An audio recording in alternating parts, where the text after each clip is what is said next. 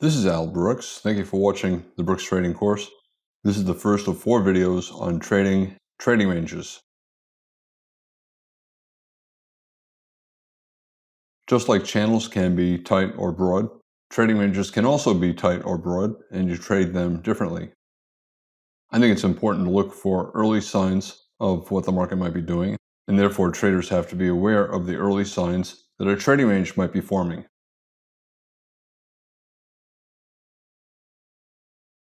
Trading ranges can be very broad, they can be very tight,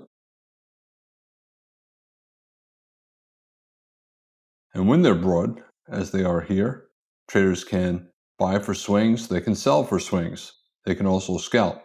In general, once you think that the market's in a trading range, it's better to look to buy in the lower third and take quick profits, scalp, and sell in the upper third and take quick profits, scalp. A good way to do it is to buy reversals up from near the bottom of the range. This is the second entry for a failed breakout below this low. The first went above this bar, and then now we have a bull bar closing near its high. That's a higher probability entry. Here we have a micro double bottom. We went down on this bear bar. This bar has a bull body, so it went up. This bar has a bear body, so it went down. And now we're going up again. So a micro double bottom, buy above the bear bar or buy above the bull bar. And now we have a test of this low. So now we have a small double bottom. Traders will buy it reversal up. Entering with stops is a good way for traders to trade when they're starting out. In fact, it's the best way for them to trade when they're starting out. The opposite is true at the high. Traders will sell reversals down. A big bull bar late in a trend, an attempt to break above the top of the channel, likely to fail. Traders will sell a reversal down. Here we have an attempt to break out above a double top. Traders will sell a reversal down. This is not ideal because it's more in the middle third of the range. This is a better sell. Testing a prior high, reverse down with a good bear bar. And now there's another good sell signal bar, a bear bar closing near its low, good sized bear body. Traders will sell with a stop just below the low of that bear bar. Again, here, 2 legs up, 1, pull back 2. In the top third of the range, traders will look to sell. Maybe not so much below this bull bar, but maybe below that bear bar, or maybe below this bear bar or that bear bar. Experienced traders will enter with limit orders, betting that reversal attempts will fail. For example, here we have 4 consecutive bull bars, all closing above their midpoints. Chances are this is a bad sell signal bar, and there'll be more buyers than sellers below the low of the bar. Traders will buy with a limit order at the low of that bar and get filled here. The bears are trying to get a breakout below a channel, just above a prior low. Every breakout attempt here reverses up within a bar or two. Chances are this breakout will reverse up as well. Some traders will buy with a limit order at that low. Many of them are willing to scale in lower. We broke below this low and we pulled back, but the sell signal bar is a doji bar and the breakout is weak, a small bear bar followed by a doji bar. Therefore, this is a bad looking low 1 bear flag, probably more buyers below. Traders will buy with a limit order at its low and get filled here. They'll also buy with a limit order at a new low at this low and get filled here. Bears will be doing the same thing at the top. We have a buy climax, breaking above a prior high, breaking above a bull channel, and we have a weak looking buy signal bar. We have a bull doji bar. Traders will sell above the high. Both bars have big tails, betting that there will be more sellers than buyers up there. Here, in the middle of the range, traders will sell with limit orders above highs, especially when the rally is weak. It looks more like a bull leg in a trading range than the start of a bull trend. Here, the bulls have a great looking bull bar, but it's a big bar, and therefore traders buying above its high and putting a stop below its low have big risk, and they're buying after 2 big bear bars at the top of a potential trading range, and therefore the probability is bad. When that happens, you can get a bull bar, but there probably are going to be more sellers at its high than buyers. Experienced traders will sell with a limit order at that high, betting that the bulls who buy there will lose money. When a trading range is tight, most traders should not trade, especially when it's very tight like this. but experienced traders will trade with limit orders and they will scalp.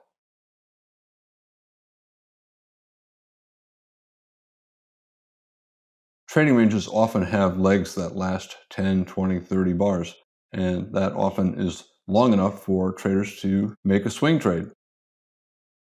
A very strong bear reversal, 3 consecutive bear bars closing near their lows, and we have a low one short and now another short. It's a reasonable swing trade, hoping that the market becomes a bear trend. It ended up trading down for another 20 bars or so, but the sell-off was weak. It lacked consecutive big bear bars and had many reversals. It was therefore more likely a bear leg in a trading range.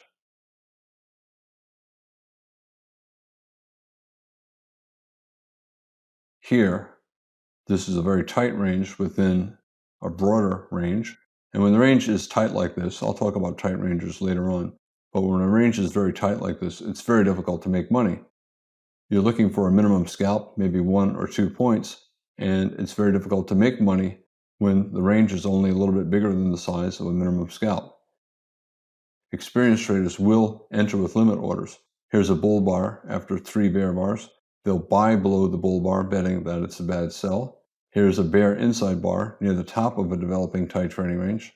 Traders will sell at the high of that bar, betting that it's a bad buy. This is a bull channel, this is a bear channel, and this is a trading range. When the market's in a bull channel, traders try to buy pullbacks into the bottom half of the range, whether it's a bull channel or a bear channel as well. If it's a broad enough bear channel, traders will look to buy in the bottom half of the range, like below prior lows. And in a bear channel, traders will look to sell in the top half of the range. If the market's in a bull channel and it has pretty deep pullbacks, in other words, a pretty broad channel, traders will look to sell in the top half of the range. In a trading range, rather than simply buying in the bottom half, it's usually better to buy in the bottom third because the market typically retraces very close to the low. The opposite is true at the high. It's usually better to sell in the upper third of the range rather than in the middle third. The middle third of the range, the market tends to spend most of its time in the middle third of the range, briefly breaking in the lower third, briefly breaking in the upper third, but this is the best place to sell, and this is the best place to buy. And in the middle third, traders usually should do very little trading if they trade at all.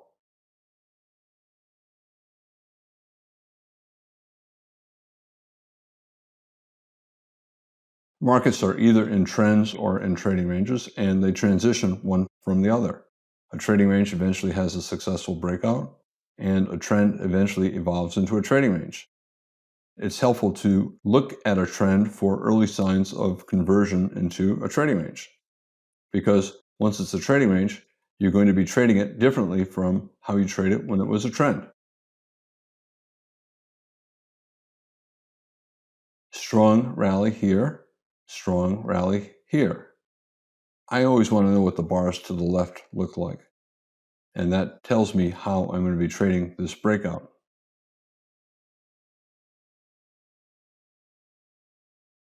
The probability of higher prices depends a lot upon the bars to the left. Here, we have a breakout, 3 consecutive bull bars closing in their highs, another 4 consecutive bull bars, 2 of them good-sized bodies, breaking above a range. This is a strong breakout. Probably it'll either be a bull trend, a pullback and follow through up, or a bull leg in a bigger trading range. In either case, buying up here is a good bet because even if it is a bull leg in a trading range, it'll trade back down here. It'll come back up here because trading ranges trade down and they trade up. So this is a good buy, expecting higher prices or at least a pullback that will come back to this price and you can avoid a loss.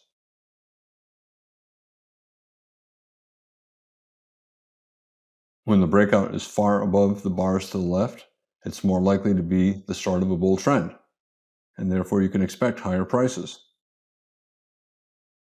On the other hand, look at this breakout. It looked even stronger than this one, but look to the left.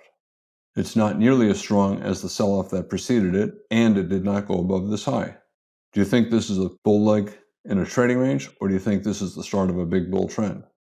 Is it above all the bars to the left? This was above all the bars to the left and likely to have follow-through buying. This, we had a big move up, a big move down, and therefore big confusion, and big confusion usually means a trading range.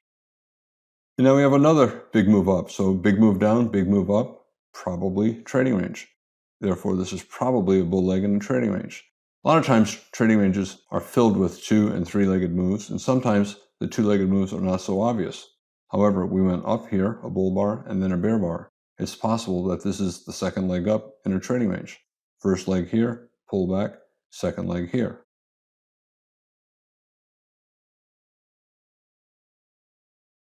When you have a strong breakout like this, especially if it's a second leg up, but it's not above all the bars to the recent left, the most recent 10, 20, 30, 40 bars, it's probably going to be a bull leg in what will become a trading range and less likely to be the beginning of a bull trend. If this continues up here well above this bar and it has a couple strong bull bars like this closing above prior bars, then we can start talking about it as being the start of a bull trend. But as long as it's not breaking above a prior major lower high, it's still more likely to be a bull leg in a trading range. Persistent breakout, it's a spike. On a higher time frame chart, it would simply be 2 or 3 bull bars. And then a pullback, you can call it a triangle, you can call it a wedge, bull flag, 3 legs down, 1, and then bull bars, and then 2, pullback, and then 3, spike, pullback, and channel, strong bull trend. And this reversed down deeply, strong enough up so that it's probably a bull leg in a trading range and not a pullback in a bear trend. Therefore, even if a trader bought here, if they bought more lower, chances are they could get out with a profit on their lower entry and get out break even on their first entry. The point is, when the breakout is above the bars to the left, higher chance of being a trend. When it's a strong breakout but not above the bars to the left, higher probability it'll be a bull leg in what will become a trading range and not the start of a bull trend. I mentioned a moment ago confusion as being one of the hallmarks of a trading range. Strong bear breakout. We have 5 consecutive bear bars, 3 of them good-sized bodies, all 5 closing below their midpoints. And therefore, you have to be thinking that it could be the possible start of a bear trend, or it could simply be a bear leg that could end up as a trading range. It's unlikely to immediately reverse up into a bull trend. When it's strongly down like this, the odds are it's either the start of a bear trend or the start of a trading range, and either case, bears will sell the first rally. If it's a trend, the pullback will be small. If the pullback is deep and retraces most of this, then we're probably forming a trading range. Beginners will look at this and they'll only consider one possibility, bear trend. But that's not the only possibility. Realistically, a strong sell-off like this is either the start of a bear trend or a bear leg in what will become a trading range.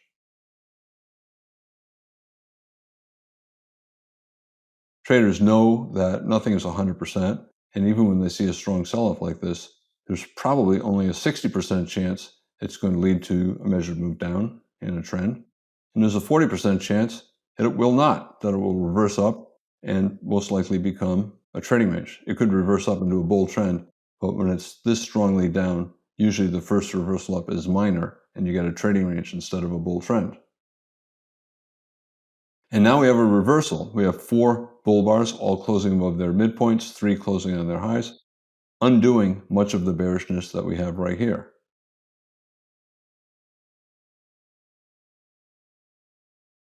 Look to the left. It's still below this high, so this could very well be a bull leg in a trading range. Strong enough reversal up, probably if we reverse down, bulls will buy it and we'll test back up here again.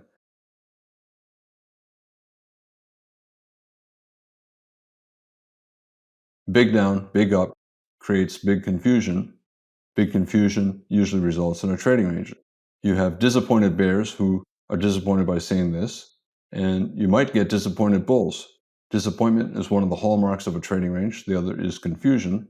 And by disappointment, this is an example of disappointment. The bears think they're going to get a bear trend, and then they get a big reversal up. Some bulls think it's going to be a bull trend, but if it's a trading range, they'll soon be disappointed.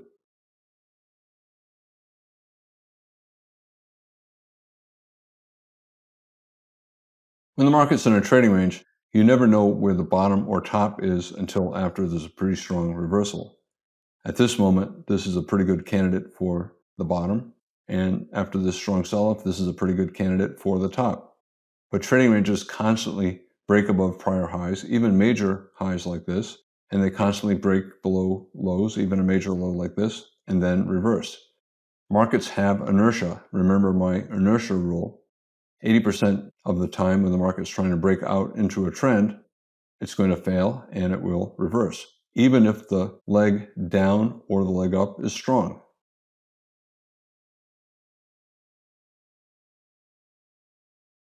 If traders think it's a trading range, and after big down, big up, they are thinking trading range, they'll start to look to sell near the top and scale in higher, betting against a bull trend, and they'll look to buy near the bottom and scale in lower, betting against a bear trend. And they'll take quick profits because buying down here, they're not expecting a bull trend. They're expecting a bull leg in a trading range. And up here, they're going to take quick profits as well because they're not expecting a bear trend. They're expecting a sell-off that will be a bear leg in the trading range.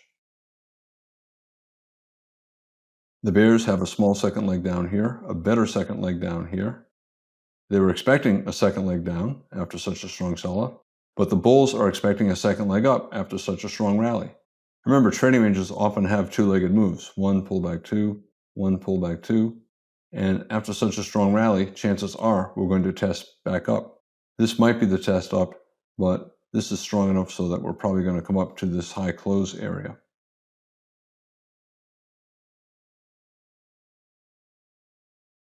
Consecutive bear bars, maybe it's a bear trend again. It's not. You see this and you thought it was a bear trend, you were disappointed. You see this, you think it was a bull trend, and now you're disappointed. Now you're seeing bear bars again. Well, we have big down, big up, big confusion. We're probably in a trading range. And therefore, while this might be a measuring gap, this close is below that low, and we might get a measured move down based upon the height of this small trading range. More likely, the gap will close, and this will end up as a bear leg in what will become a trading range. Gap between this close and that low, it might lead to a measured move down from this high to that low.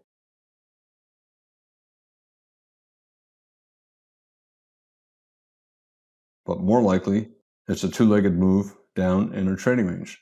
And skilled traders will look at that and say, oh, we got a bear bar, but a bull bar. We have a bear bar, but a bull bar. The follow through after the bear bars is bad. We have a big tail on the bottom of this bull bar. The bear bar here is shrinking compared to that bar. We're in an area where the bulls bought strongly twice, one pullback two.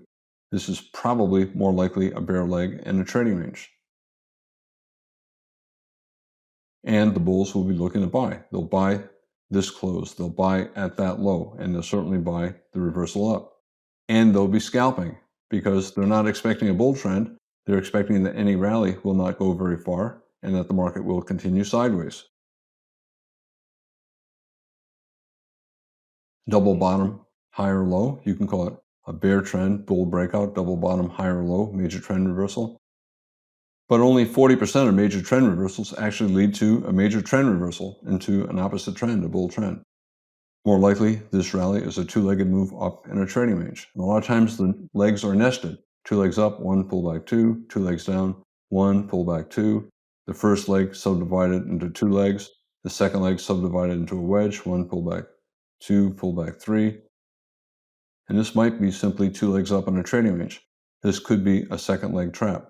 It's very common in a trading range to get a second leg that is especially strong, making traders believe it'll be a measuring gap in the start of a bull trend, and then it simply reverses. And you'll also get second leg traps near the bottom, trapping beginners into thinking that the trading range is going to break to the downside, and that strong second leg reverses back up.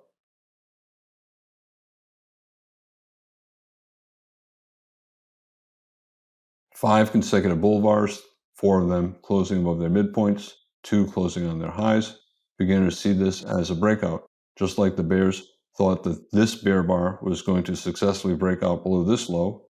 Beginning bulls think that this bar is going to remain a breakout above this high, and this close is going to remain above that high. But look to the left. We're still below the top of the bear leg, and this could be simply a big two-legged move up. One, pullback, and two, where the pullback subdivided and the rally subdivided.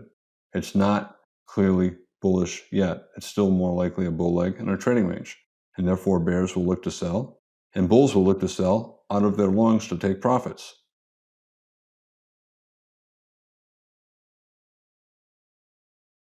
Two legs up, one pullback two, two legs down, one pullback two legs up, one pullback two.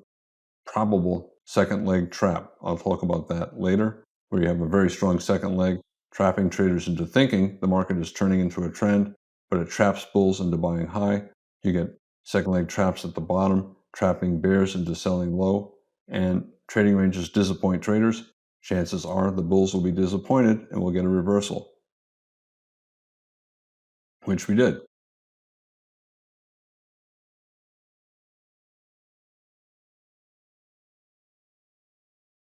A very tight channel lasting 8 bars, 4 with pretty good bear bodies, and 7 bars without a bull body. Beginners see that as what they hope is the start of a bear trend. A big low 2 rally, 1 pullback 2. So the bears are hoping this is a big bear flag after this initial sell-off, and they're hoping to get trend resumption down.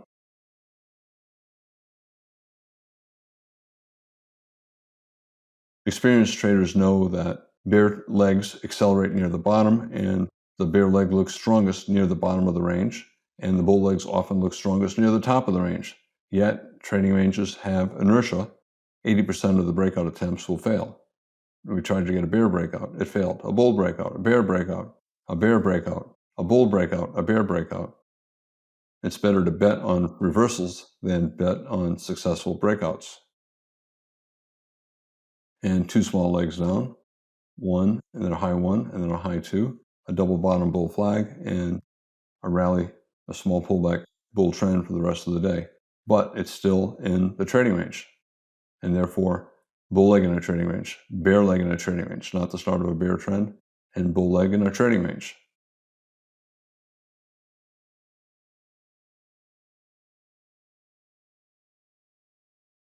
In trading ranges, as I said, traders are constantly disappointed, and sometimes you'll get good-looking setups, and they just don't seem to work. And that means that the probability is never quite as high as you want, and bad setups seem to work pretty well when you think, gosh, they shouldn't work at all. They're low probability bets, but they work much more often than you think. So there are very few really high probability setups and very few really low probability setups. The probabilities tend to hover closer to 50% instead of 40% and 60%. It generates confusion.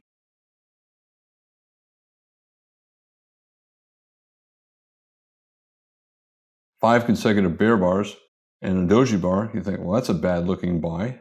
Well, it's a trading range. You don't know that at this moment, but if ever you see bad looking buy signals lead to profitable trades or bad looking sell signals lead to profitable trades, then you're having low probability trades working pretty well. You have to assume that the market's probably in a trading range.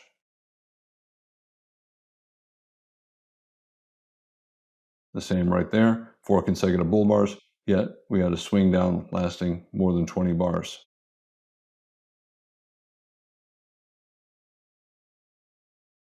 We have a double bottom or slightly higher low, major trend reversal, bear trend, bull breakout, higher low, a high 2 buy, good looking bull bar.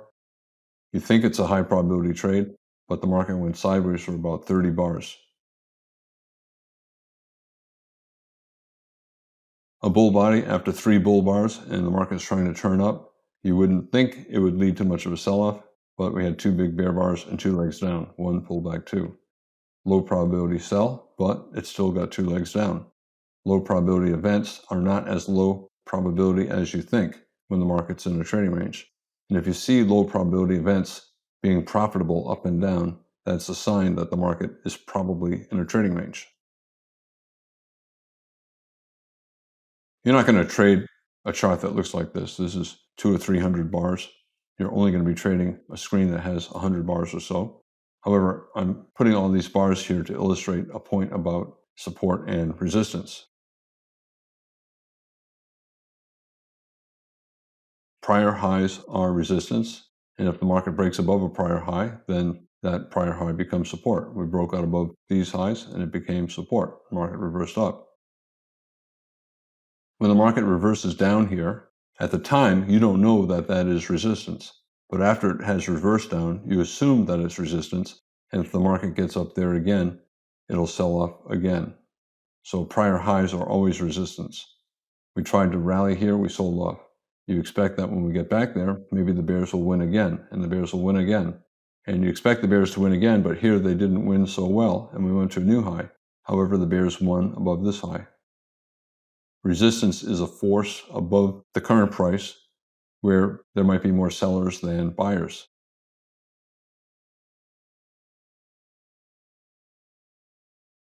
And support is the opposite. Support is a level below the current price where there probably are going to be more buyers than sellers. Support keeps the market from falling too far, and it tends to keep the market in a trading range. A prior low, the market reversed up. Broke below this low, reversed up. The market reversed up repeatedly here. When it got down there again, it reversed up. When it got near it again, it reversed up.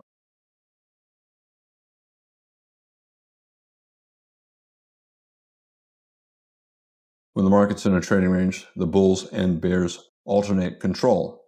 The bulls make money during the bull legs, and the bears make money during the bear legs.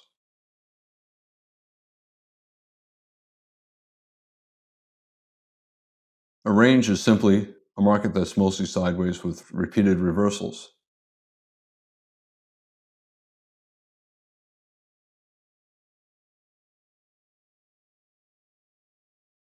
Usually, a trading range has at least one bull leg lasting 10 or 20 bars or more, and one bear leg lasting 10 or 20 bars. The market's usually always in long and also always in short. You get some kind of big up, big down, big confusion appearance to the chart, and you have to assume the market is probably sideways. Especially when you look at these bars, it keeps reversing every 2 or 3 bars. It lacks consecutive big bars. We have consecutive big bars here, but disappointing and terrible follow through. When you look at a chart and you see a swing up where the market's clearly always in long, you see a swing down where it's clearly always in short, you have to assume the market's in a trading range. Usually before you can conclude that the market's in a trading range, you need to see 2 legs up and 2 legs down. 1 pullback 2, 1, 1 or 1, pullback 2. So at this point, the market is probably in a trading range. It's still possibly a bull trend. It might be forming a double bottom and it may rally forever. Here it rallied for 100 bars. So it was in a bull trend and it was also in a bear trend. It could have sold off forever and this could have been the start of a bear trend. Whenever the market's in a trading range, it's also always in a bull trend and always in a bear trend. However, only one side ultimately wins. Here the bulls won for about 100 bars.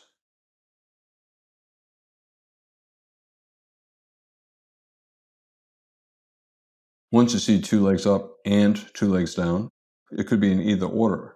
It could be 2 legs down and then 2 legs up. You have to assume that the market is more likely in a trading range than in a bull or bear channel. 2 legs up, 2 legs down. You have to conclude that we're now in a trading range and we're probably going to go sideways for an indefinite number of bars, 10 or 20 bars, maybe more. Ultimately, the market went sideways for, I don't know, 250 bars or so, the entire screen. I mentioned before that when the market's in a trading range, the legs up and down often have subdivisions into 2 legs or 3 legs. You can see this first leg up, 1 pullback 2, subdivided into 1 pullback 2, or into a wedge, 1, 2, 3. 2 legs down, 1 pullback 2. 2 big legs up, 1 pullback 2. This had a subdivision into 2 legs, this subdivided into 3. So this breakout led to a wedge, or you can do it the other way. This could be a wedge, 1, 2, 3, and then this breakout led to 2 legs up. 2 legs up, 1 pullback, 2, and it's subdivided into multiple other smaller patterns. 2 legs down, 1 pullback, maybe 2. Well, 2 continued down, and now it became 1 pullback wedge. So spike and channel bear trend.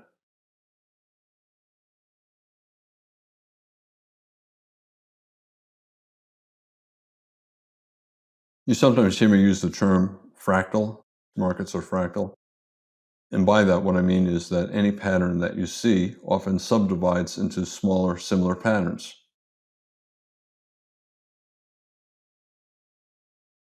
A trading range subdivides into lots of smaller trading ranges.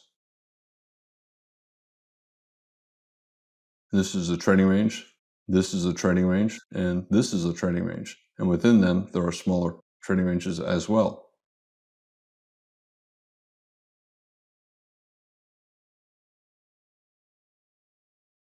Inside trading ranges, you frequently see doji bars, bars that close near their middle and have prominent tails. A single doji bar is a 1-bar trading range. And if you were to look at a smaller time frame chart, you would see that it's a trading range. For example, this bull doji, the market went down and it went up, like this, down and up. Big down, big up usually results in a trading range. And therefore, when you see a lot of dojis on the chart, you're probably going to be mostly in a sideways market.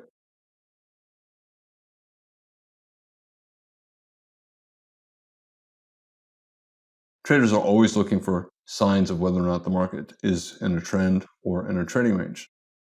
When I think the market might be in a trading range, I'm looking for evidence that it probably is.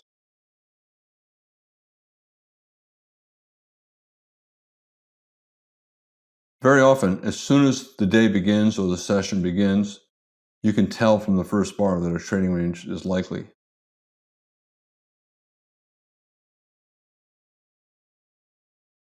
If you start seeing early signs of a trading range, traders will begin to trade it like a trading range rather than like a trend. Here's the start of a day, big up, big down, big confusion, big up again, probably going to be a trading range. Here we have a breakout of a channel with lots of reversals. Instead of consecutive bear bars, we have a bear bar and a bull bar and prominent tails. A couple bear bars, a good bull bar. Increases the chances that today is going to have a lot of trading range price action.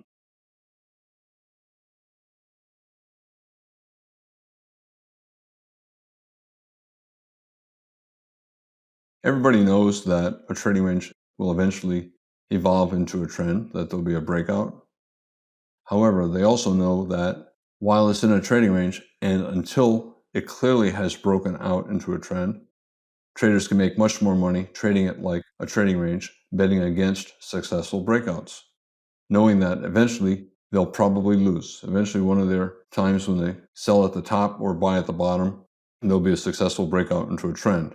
So if they buy at the bottom, it'll end up breaking into a bear trend eventually. Or if they sell at the top, eventually it'll break out into a bull trend. But they'll make enough money on all the prior trades to offset the final loss if they even get the final loss. A lot of traders won't take that last trade because there'll be signs that the market might be evolving into a trend.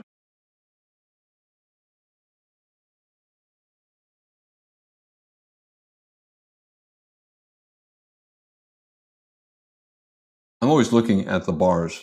What is the evidence that the market might be in a trend? Well, we have consecutive bear bars, but they're not particularly big. And if you look to the left, we see multiple reversals. The bodies seem a little bit too small to change the price action that we're seeing. Also, the tails are a little bit prominent. Tail on top of this bar, tail below that bar. And here we're getting a bull reversal, but prominent tails and the bodies are not all that big. Therefore, this is more likely a bull leg in a trading range than the start of a strong bull trend.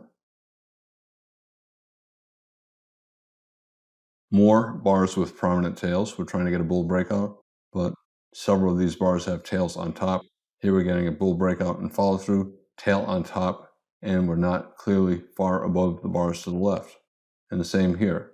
We're selling off, but we're getting tails on the bottom of the bars, and therefore the sell-off is probably not all that strong. A lot of the bars have small bodies. If they're small enough, you can call them a doji, or you can simply call them small trend bars. Instead of consecutive big bars closing on their highs and the legs up, or consecutive big bars closing on their lows on the way down, we get a lot of bars with small bodies and prominent tails. Evidence that the market's more likely in a trading range.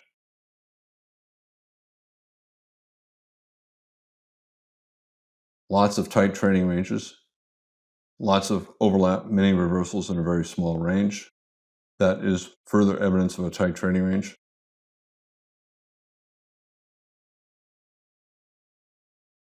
I talked about how trading ranges can be broad or tight, and when they're broad, traders can buy low, sell high, and scalp, and they can enter with stops or limit orders.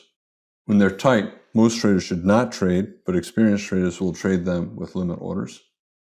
I'm also always looking for early signs that the market might be in a trading range. Are there a lot of bars with prominent tails, small bodies? Is there an absence of consecutive strong trend bars up or down? Are there a lot of reversals? Are there a lot of two-legged moves up and down? All of that is evidence that the market is probably in a trading range. And if it is, I'm going to start trading it as if it's in a trading range. I'm Al Brooks. Thank you for watching the Brooks Trading Course. This is the first of 4 videos on trading within trading ranges.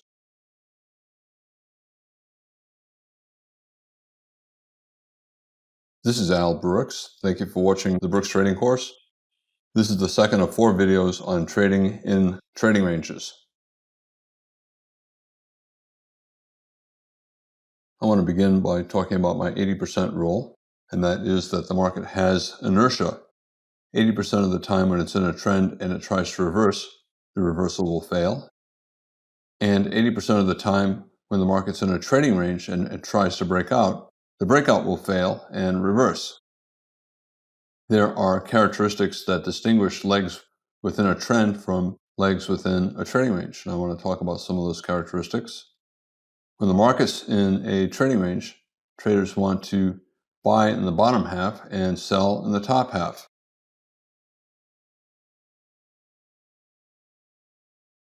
The market is in a trading range. There's a smaller range. The whole thing is a trading range by the end here.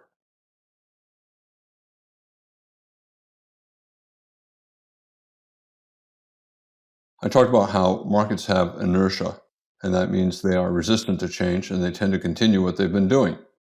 In a trading range, 80% of the time, the market will have breakout attempts that are strong, up and down, and they'll fail and lead to reversals instead of a successful breakout into a trend.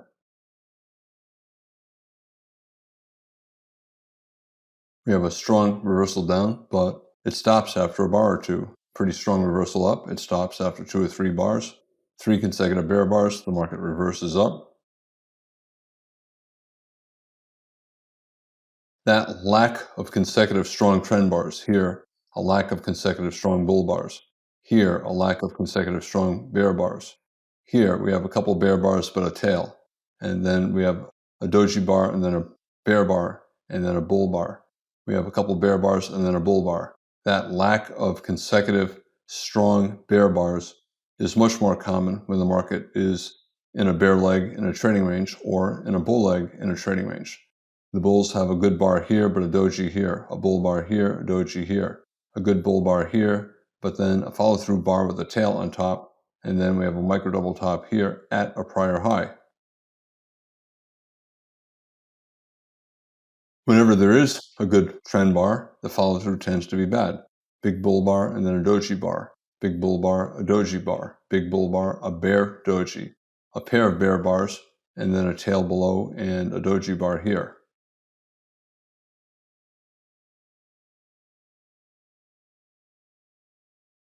The market breaks below a major low, like here, but it reverses up. Here it breaks above a prior high. Good breakout, it reverses down. Breaks out above a high, reverses down. So bad follow through on breakouts. That's another characteristic of trading ranges. So if you see legs up and down and they break out above highs and lows but reverse, that is a sign that the market is probably in a leg in a trading range and not in a trend.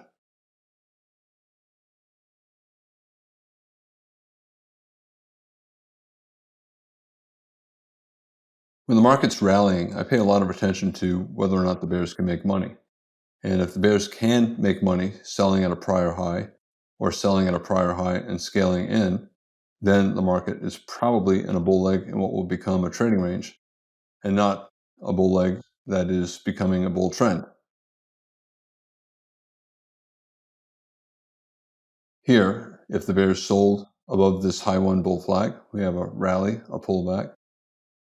If the bears can make money selling breakouts of bull flags, high one and high two bull flags, that's a problem. That's a sign that the bulls are not all that strong. The bears who sold at the high of this bear bar, a high one bull flag, made money. And that should not happen, or should not happen often, if this is the start of a bull trend.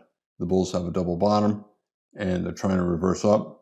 Is this going to be the start of a bull trend, or is this going to be a bull leg in a trading range? The rally can last 2 or 3 hours, 30, 40, 50 bars. However, it's still more likely going to be a leg in what will become a trading range and not the start of a bull trend. Can bears sell at a prior high and make money? And here they could. They sell at that high, and the market fell far enough for them to make a profit. Can they sell a reversal down from a prior high and make money? And yes, they could. These bears made money. They got out here, and the same thing here. Bears selling at this high, bears selling on the reversal down. The market fell far enough for the bears to make money.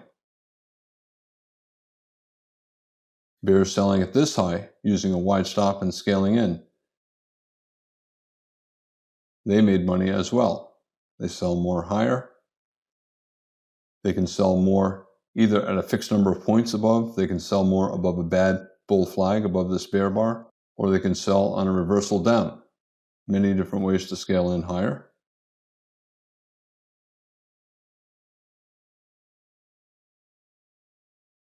Then they get out at their first entry price, break even on their first entry, and then with a profit on their higher entry. Same thing here, sell at that high, scale in higher. And the market fell back to their original entry price, and they could make money. Obviously, if they sell and the market immediately goes down, there's no need to scale in higher. But sometimes they sell and the market goes up higher. But because the bears have been making money selling above bars repeatedly through here, the bears are confident that they'll make money selling at this high as well if they use a wide stop and scale in higher. And because the market fell back below the breakout point, as it did for all of these breakouts, it kept pulling back below the breakout point. That is a stairs type pattern, and that's more common in a bull trend that will soon evolve into a trading range.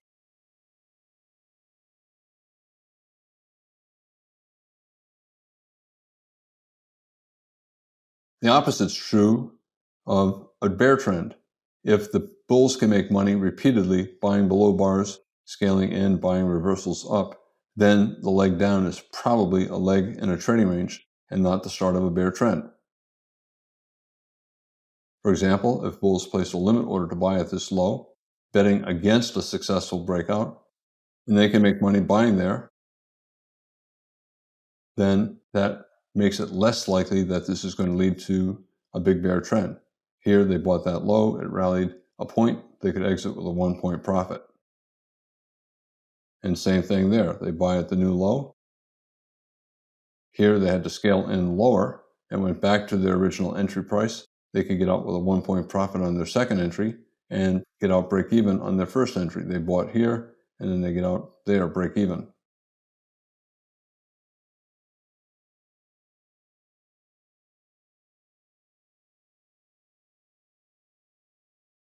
Let's say a bull bought below this bar. For the bears, it's a bear channel, a bear trend, and it's a low one bear flag, but it's a bull body and it's after a bull bar here. It's probably not a very good low one bear flag, and therefore some bulls would buy with the limit order at the low of that bull bar, and then they'll scalp out. Again, bulls making money in a bear trend. The bear trend is probably a bear leg and what will end up as a trading range.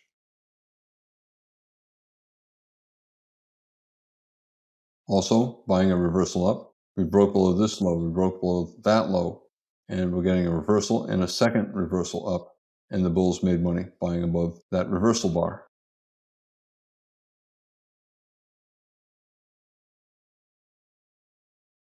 In trading ranges, a lot of the probabilities gravitate toward 50%. Setups that would normally be high probability in a trend, like a 60% setup, are closer to 50% in a trading range. And setups that are typically low probability in a trend, like a 40% setup, are also closer to 50%. When lower probability outcomes happen more than what you'd expect, then you have to assume the market's probably in a trading range.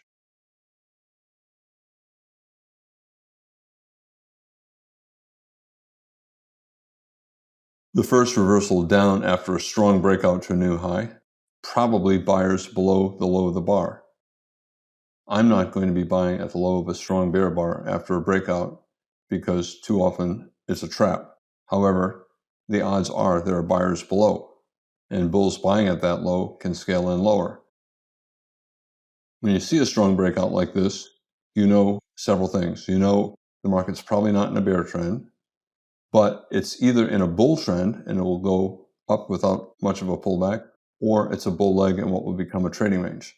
In which case, if you're buying up here, you need to stop down here or down here, because if it's a bull leg in a trading range, you can get a very deep pullback. You can get a bear leg in a trading range, and it could even go below the bottom of the range.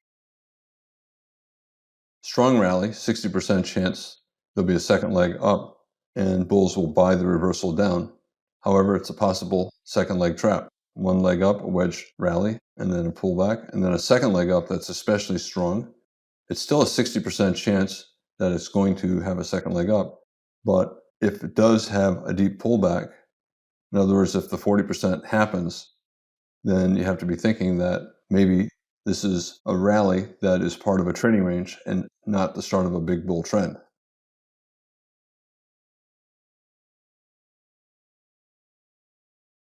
Strong reversal down, a pair of bear bars, and then a deep pullback.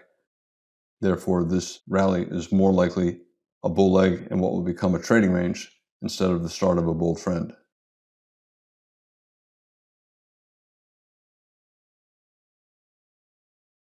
Whenever something is a high probability setup in a trend, and you see that pattern setting up in what you think is a trading range, the probability is not as high as you think. It's probably more like 50% instead of 60%.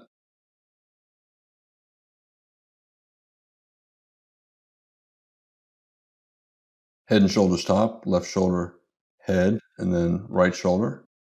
And there's also a double top bear flag. You would think 60% chance we would test the low, the neckline of the head and shoulders top. But because so much of the trading is sideways, trading range, the probabilities are rarely ever 60%. So it's closer to 50-50.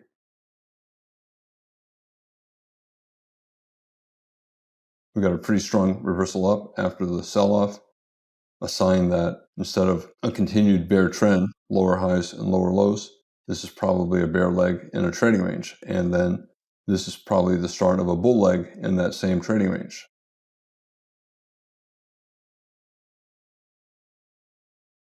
I said that when the market's in a trading range and you have a rally or a sell-off, you get pullbacks beyond breakout points. In other words, a stairs type of pattern.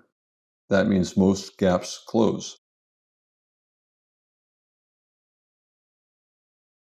Here we have a gap between the close of this bar and the high of the prior bar. But if it's a bull trend, higher probability the gap will stay open. The next bar, the low fell below the high of the breakout point and the gap closed. That is more common if the rally is going to be a bull leg in a trading range. You can see the pullback. The following bar had a low below the high of the breakout point. Strong breakout above a prior high, and the market immediately pulled back below the high, and the pullback here went far below the breakout point. That gap closed.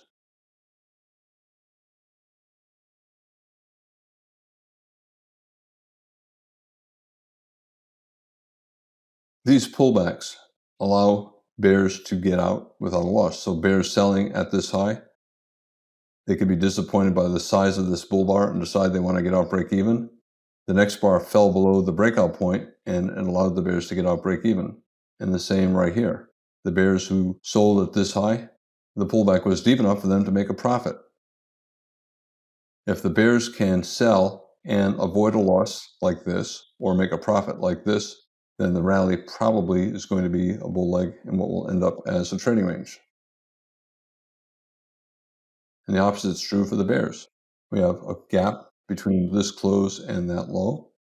Then we had a reversal back up above the breakout point, and therefore the bulls who bought that low right here, if they did not scale in, this rally back above their entry price allowed them to get out without a loss. If they did scale in, the rally allowed them to make a profit.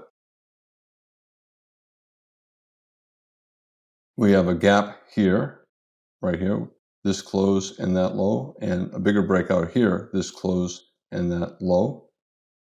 And look at the pullback. The pullback went above the top of the bear swing. So bear gaps are also closing, just like the bull gaps are closing, and that's one of the characteristics of a trading range.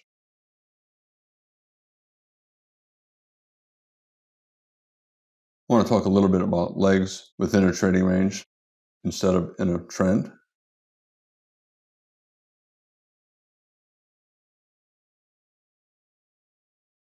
Pretty good rally, a very tight channel, a bull breakout, but look to the left. We're barely above the top of the trend. We're in a broad bull channel at this point. We have higher highs and higher lows, but it's either a bull leg in a broad bull channel or a bull leg in a trading range. Look at the lack of consecutive big bull bars closing on their highs. The bull bars that do close on their highs are not big, and we do not have consecutive big bull bars. That is a characteristic of a rally that will end up in a trading range. In other words, it'll lead to a bear leg and not to a bull trend.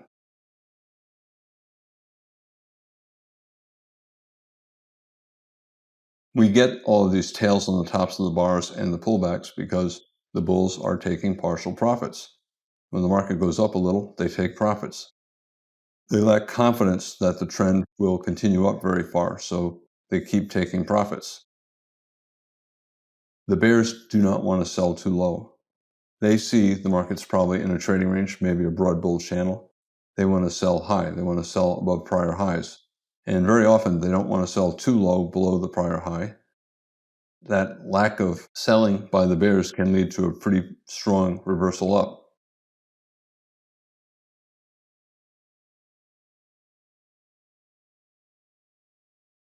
They want to sell high. They don't want to sell low.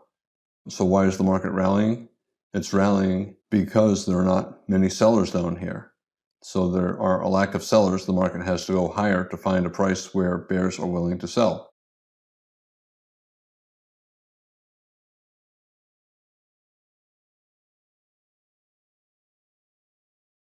This is, I think, important to distinguish from what I was just showing. We have a lack of consecutive big bull bars. We have decent bull bar, but not consecutive big bull bars. Terrible follow through.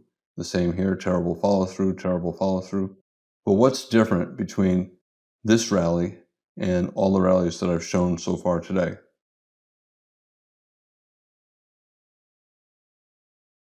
This, gaps. Whenever a rally looks weak and it looks like a bull leg in a trading range, but it's forming gaps and negative gaps, slight overlap. We have a breakout and a pullback, could not fall below this breakout point. We have a breakout, does not look all that strong, but look at the pullback here, here, here, could not fall below the breakout point. If you have a rally that looks weak, but it's forming 2 or 3 gaps, it's probably a small pullback bull trend, and it probably is a bull trend and not a bull leg in a trading range. These gaps often lead to measured moves up.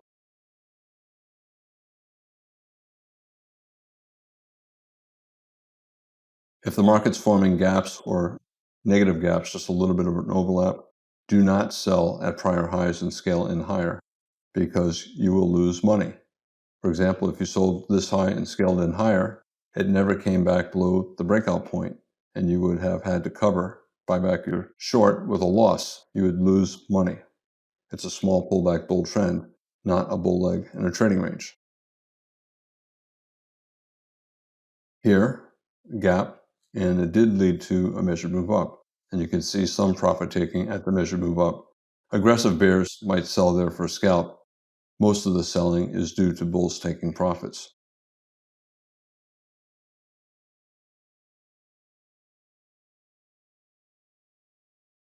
We have a sell-off. We have a couple bear bars. Why does this look weak? Why does it look like a bear leg in a trading range? Well, the bears are lacking conviction. We keep getting pauses after big bear bars because every time the bears see a big bear bar, they see it as a gift, a surprisingly big bar, allowing them to buy back their shorts for a profit. They're taking quick profits. So we keep getting reversals after big bear bars instead of a series of consecutive big bear bars. The bears lack conviction. They do not believe the market is going down very far.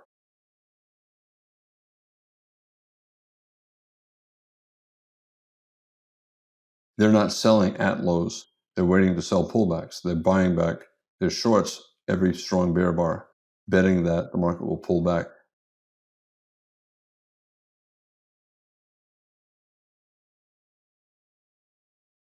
The bulls see that as well, but they don't want to be buying high. They suspect it's a trading range and they prefer to buy low. These little reversals are more due to bears taking profits and then selling again than from bulls buying because they're not willing to buy too high up in a weak rally or at the top of a trading range.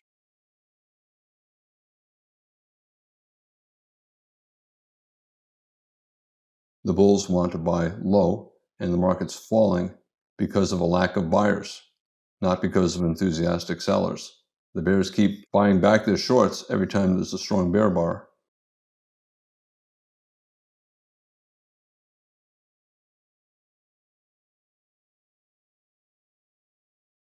We have a bear bar, bad follow through. Bear bar is not all that big. Bad follow through, lots of reversals up, but a small pullback bear trend. We're getting gaps, and that increases the chances that this is a bear trend and not just a bear leg in what will become a trading range. It's a very strong type of bear trend. Even though it looks weak, traders should not be buying.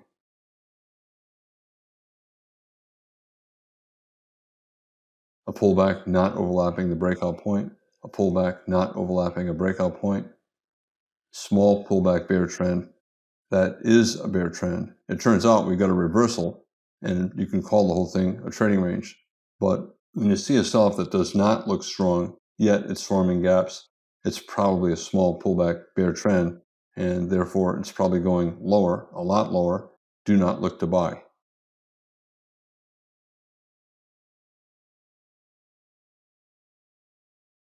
We have a gap. We fell below a measured move from here to this potential measured move. We did fall to a measured move based upon this gap. It became a measuring gap. So when you're seeing a small pullback bear trend and you're getting gaps, you have to be thinking that one or more of those gaps will lead to a measured move down.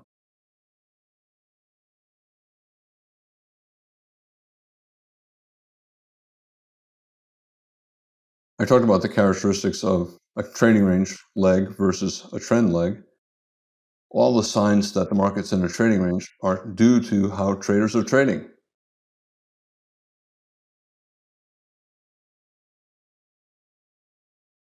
The traders believe the sell-offs will not get too far, and therefore they don't want to sell near the bottom. And the bulls believe the sell-offs and bear breakouts will fail, and they're looking to buy low, betting on a reversal up. And then the opposite is true when the market gets up near prior highs. The bears are much more interested in selling rallies, but they're not willing to hold their shorts for very long because they're not confident the reversals down will get very far. And the bulls are not willing to buy high. They're looking to sell rallies to take profits on the longs that they bought lower. Bulls are buying low, selling high. Bears are selling high and buying low. So both bulls and bears are buying low, selling high, and both are taking quick profits. And the result is a trading range. And that is why when the market's in a trading range, traders should look to buy low, sell high, and scalp, take quick profits. The bulls actually are buying bear reversals. betting that the reversals will fail. So a strong bear bar, a lot of bulls will buy that if they think this is a trading range, and they'll also buy a reversal up.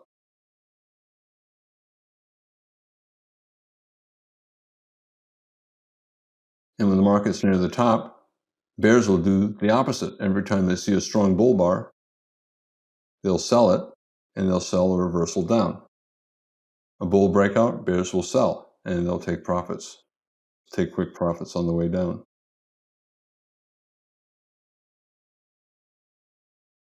Neither the bulls nor the bears believe that the market's going to go very far up or down, and the result is they take quick profits. Sometimes they can swing trade, but in general, they're not expecting a big trend up or down, and they're looking to take quick profits.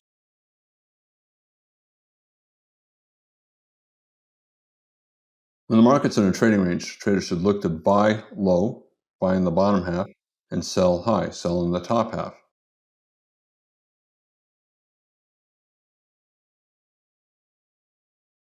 At this point, the market's in a trading range right here, and this is the top half. Bears are going to sell in the top half, and bulls are going to sell out of their longs to take profits. And in the bottom half, the opposite is true.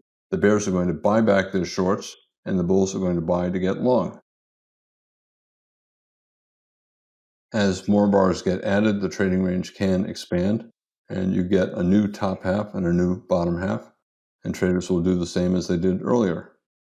And same here. At this point, the trading range high is up here, the low is down here, and bears will look to sell in the top half, and bulls will look to buy in the bottom half.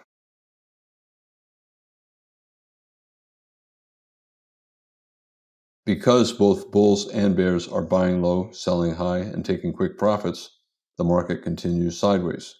The market will create a trading range when traders trade that way.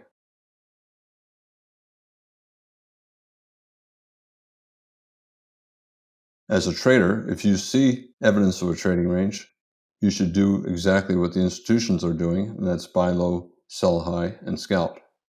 Here's my acronym, BLSHS.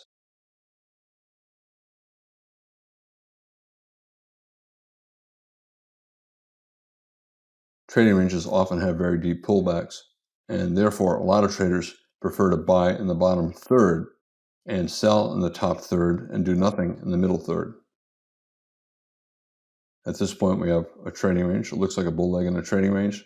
Traders want to sell in the top third and buy in the bottom third, either with limit orders or reversals up. At this point, the trading range is bigger. Traders want to sell in the top third, buy in the bottom third.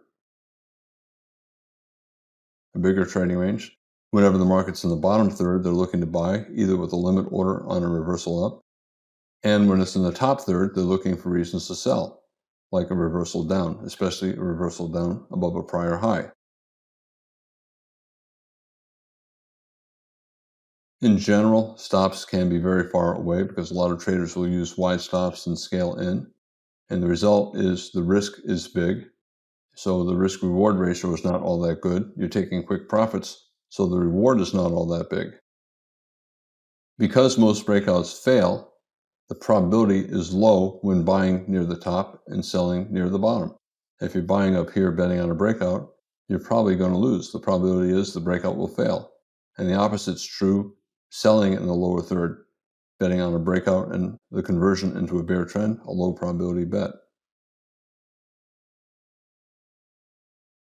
Therefore, if you're looking to buy at the top, your stop is far away, the risk is big, probably not much reward, and the probability is low. That's a bad trader's equation for traders looking to buy high. And the opposite is true for traders looking to sell low. If you're selling down here, your stop is up here, your risk is big, your reward is probably not great because we're in a trading range, it's probably not going to fall all that far.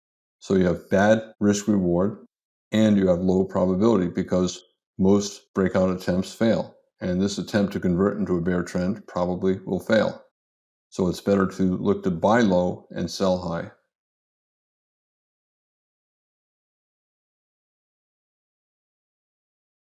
A stop entry is a bet on a breakout and a trend.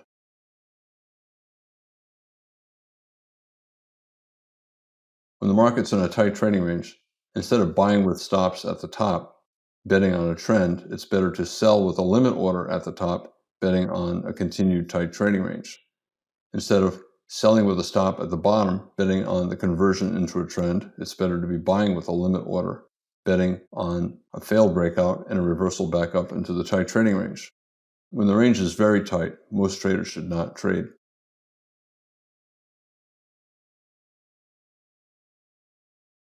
It's a limit order market, easier to make money selling above bars and buying below, betting that breakouts will fail. A limit order is basically the opposite of a stop order. A stop order is betting that a trend is beginning. A limit order is betting that there will be a reversal instead of a trend. Better to be looking to buy below and sell above, and not the opposite.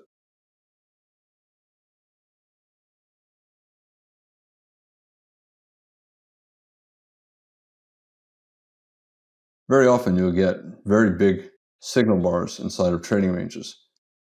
They look strong, but if you look to the left, you see the market's in a trading range, so the context is bad. So for example, here we have a very big bear bar. Do you really want to be selling below that big bear bar? No, it's a big bar, so the risk is big. At a minimum, the stop is above the bar, maybe all the way up here, and it's forcing you to sell at the bottom of a trading range. So the reward is small and the probability is bad. Probably more buyers than sellers below that big bear bar. And the opposite is true here with this big bull bar. The bar is big, so the stop is far, the risk is great. There's not much reward because it'll probably remain in a trading range. And the probability is not good buying in the top half, and therefore more likely sellers above, and better to make money selling with limit orders above.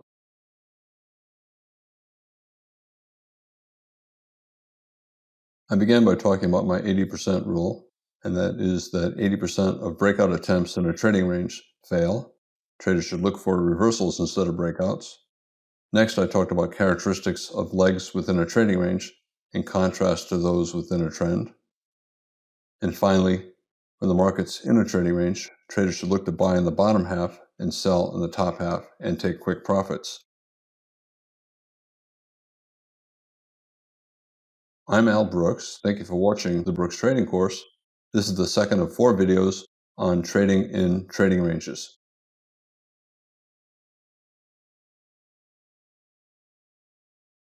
This is Al Brooks. Thank you for watching the Brooks Trading Course. This is the third of 4 videos on trading in trading ranges. When the market's in a trading range, it often has two-legged moves up and down. Sometimes the second leg is especially strong and it looks like the trading range is breaking out into a trend. However, 80% of trading range breakout attempts fail, and those strong second legs trap traders into buying high or selling low. They are second leg traps. Traders should be expecting breakouts to fail. They should be fading breakouts, betting that the breakouts will fail, looking for reversals. I'm going to talk about the ways to enter when the market's reversing down near the top of the range and reversing up near the bottom of the range. Traders often have to use fairly wide stops, and if they're able to scale in, that increases the probability that they'll be able to make money. This is a 5-minute chart. It has probably 300 bars on it, 250, 300 bars. When you're trading, you're not going to be looking at this many bars, but I have it up like this to illustrate that the market's been in a trading range for a long time. I want to be able to demonstrate several things about the trading range, and having this many bars on the screen allows me to do that. Trading ranges often have two-legged moves up and down, sometimes three-legged moves, wedges, and often the patterns are nested within bigger patterns. For example, we have a wedge rally here, 2 legs down here, 1 pullback 2, and then a rally here, which is just a second leg up. So leg 1, pullback, leg 2. And you can see leg 1 subdivided into either 2 or 3 legs. And lots of two-legged moves. 1 pullback 2, 1 pullback 2, 1 pullback 2, 1 pullback 2, 1, this whole thing being 1 pullback 2. 1 pullback 2, and 2 subdivided into 1 pullback 2. That's just normal trading range behavior. As I said, often legs subdivide into 3 pieces instead of 2. Lots of little wedges, lots of ways to draw the wedges. 1, 2, 3, wedge, bull, flag. When a breakout below a double bottom reverses up, you have 3 legs down, 1, 2, and then 3. That's a variation of a wedge, and you can just see wedges all over the place. 3-legged moves, many ways to draw them. Very common to have legs within trading ranges that are wedges. Traders should look to buy reversals up from wedge bottoms or from 2 legs down. Couple legs down, 1 pullback 2 near the bottom of a range, buy the reversal up. Leg 1, ABC pullback, and then 2. So 2 legs down, also a double bottom, buy a reversal up. Small wedge bear flag pullback, buy the reversal up. A wedge bull flag, buy the reversal up. Reversed up, reversed up, reversed up. So 3 legs down, 3 legs up. And then a second entry buy here, very tight channel wedge. We have a micro wedge here, reversed up with that tail, and then a third leg here. Traders should also look to sell reversals down from 2 legs up or from wedge tops. 3 legs up, wedge rally, 3 legs, 1, 2, 3. It's also 2 legs, 1, 2. A big 3-legged pattern here, 1, 2, 3. And it's also a big 2-legged pattern here, 1, 2. And then 2 legs up, 1 pullback 2. And then here we got a double top or a double top here and a break above the double top. You can call it a trading range with a double top and then a small wedge here.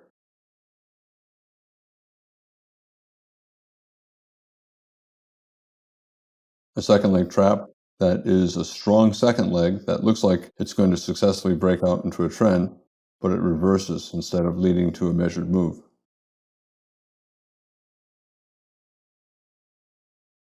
Beginners see a strong leg like this and they assume it's going to be the start of a trend, but then it simply reverses. It traps traders into buying high. And the same here, we have a first leg up and then a very strong second leg up. Bulls are hoping this is the start of a bull trend, but look to the left. We're still possibly in a trading range or a broad bull channel. Second leg traps are also common in broad channels up and down. And then here's a small second leg trap, 1 pullback 2, trying to break out. Bulls are hoping for a trend up. They're looking at this as a bull trend and a pullback to a double bottom, and it traps traders into buying high. Beginners see 3, 4 consecutive bull bars. They start buying closes, betting that it's the start of a bull trend. They may even buy the highest close, hoping for a big bull breakout. And same up here. They'll be buying closes, hoping that the trading range is going to convert into a bull trend, and then they just get trapped into buying too high. Again, here, hoping for the breakout. Beginners buy up here instead of down here. And same with up here. They're buying up here. They should be buying down here. Here, you don't know what the bars to the left look like. This might be part of a trading range. It's reasonable to buy closes here, here. Here I would not. We have a micro double top. On this bar, we went up and down, and now we're going up again, and this is a very big bar. So I personally would not buy that close. Too much risk of a double top and a pullback.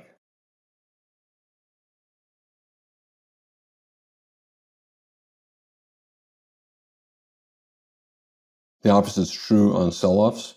Beginners see big bear bars, hoping that it's the start of a bear trend, and they end up selling bear closes. But you look to the left, we're still in a trading range. Selling low, even when there are big bear bars, is usually a bad thing to do. More likely, the bear breakout will reverse than it is to break to the downside and fall for a measured move. The bear sees 4 consecutive bear bars, big bear bar closing on his low, and he sells the close hoping this is the start of a bear trend. Instead, an expert looks at it and says, a big bear bar at the bottom of a trading range, that's a buy, not a sell. The beginner sells breakouts below bars, hoping that it's the start of a bear trend, not realizing that at the bottom of a trading range, 80% of breakouts will fail and reverse up. So he's doing the exact opposite of what he should be doing.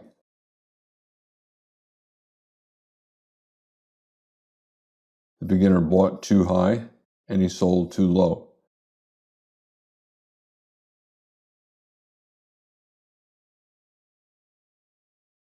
The beginner buying up here is shocked by how quickly the market reversed down, and same here. He's shocked by how quickly and relentlessly it reversed up. Same with up here. But that's how trading ranges behave. Incidentally, if you get a very strong breakout like that, especially when there's a possible micro double top, this tail and this bar, and then you get a bear bar closing on its low, it's usually good to get out below that bear bar, just in case this is a second leg trap.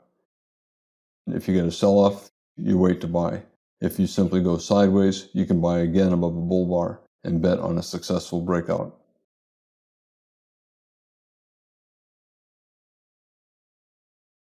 A lot of beginners, they'll buy here, betting that it's either a bull leg leading to a bull trend or a bull leg in a trading range, and that will fall near the bottom and resume up. And the beginner is right. But invariably, if he buys up here, he sells out down here, and he may even reverse to short. And then he gets trapped in and he buys back his short way up here. He's doing the exact opposite of what he should be doing.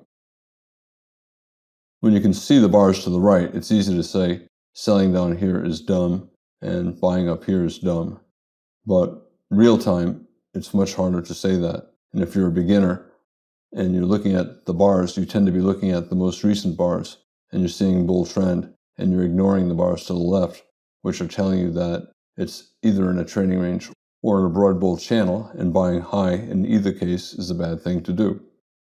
Same with here. Traders only look at the most recent 2 or 3 bars and they buy too high. Here, especially, we're clearly in a trading range, and beginners only look at this big bear bar and they see some other bear bars here and they ignore all of this, that the market's at the bottom of a trading range and it's a losing strategy to sell there.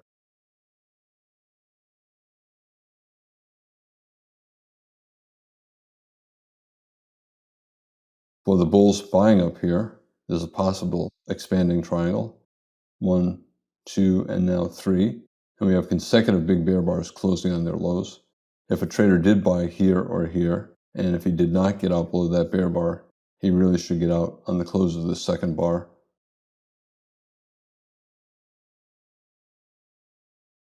And at the bottom, expanding triangle tops usually lead to expanding triangle bottoms, and that's what we had here.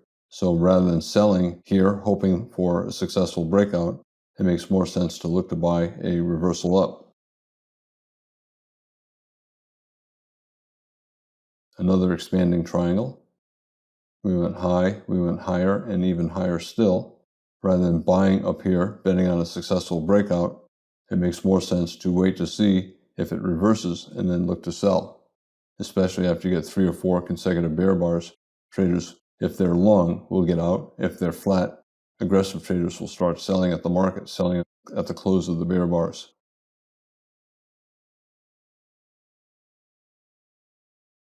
Trading range, my 80% rule, 80% of breakout attempts will fail. And therefore, it's better to bet that the breakouts will fail. And therefore, instead of buying at the top when the market's breaking out of the top, it makes more sense to sell a reversal back down. And the opposite is true at the bottom. When you see a strong breakout attempt at the bottom, look to buy a reversal up.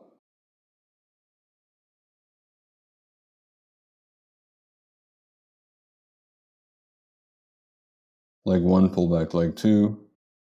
Leg 1, pullback leg 2. Expert traders know that an exhaustion gap is more likely than a measuring gap when the market's in a trading range, and therefore they're looking to sell a reversal down. In fact, an aggressive trader might even sell this big close because it's an exceptionally big bar, and we have a tail on the top of this bar. The bulls will see this as an opportunity to sell. We're trying to break above the top of a triangle, and we have a micro double top potentially. And aggressive bears would sell that. Most bears would wait for a bear bar closing at its low and then sell below it, or wait for 2 or 3 bear bars and then start selling closes.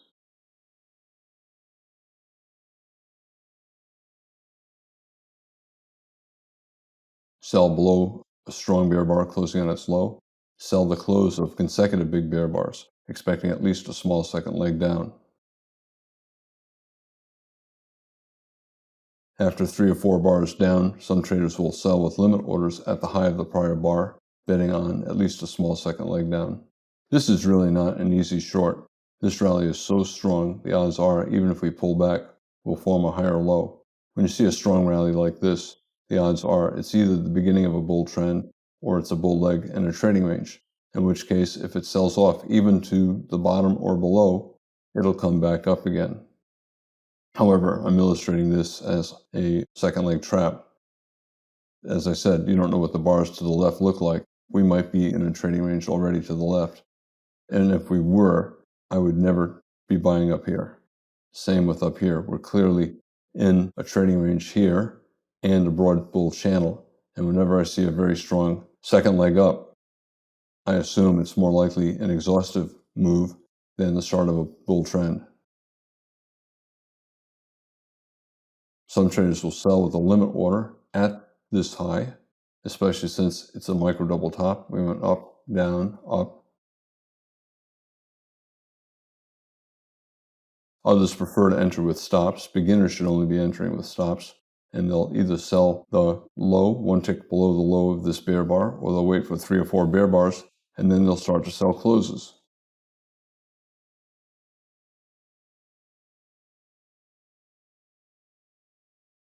Big reversal down, reversing this bull bar, probably will have at least a little bit more down, so it's reasonable to sell the close of that bar as well.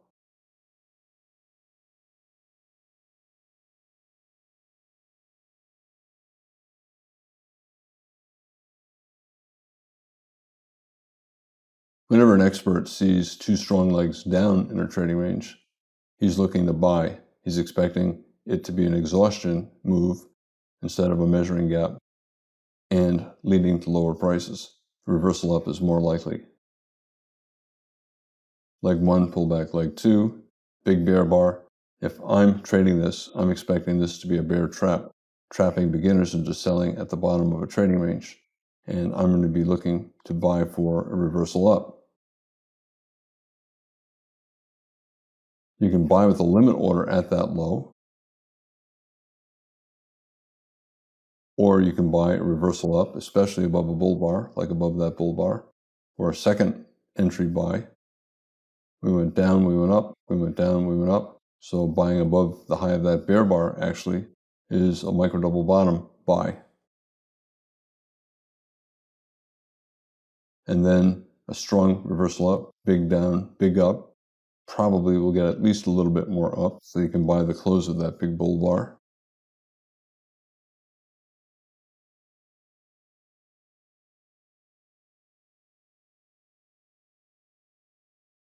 Very often when you look at a chart and you see a big bull bar and you're thinking, boy, the market needs just one more of these big bull bars and then everyone will conclude that the market's going higher. Whenever you see that, expert traders will sell the close, betting that you will not get that one more bull bar.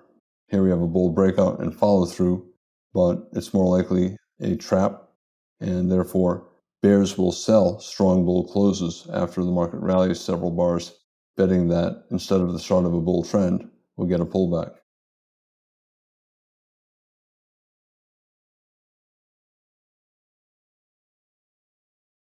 The opposite is true with sell-offs. Whenever you see a strong bear bar and you say, boy, I really hope we get one more bear bar. As soon as you're hoping for that one more bear bar, it's usually better to buy. If you're an experienced trader, you'll simply buy the close. Big bear bar, bears need a little bit more to convince traders they've taken control. Well, bulls will buy that bear close. The same with here.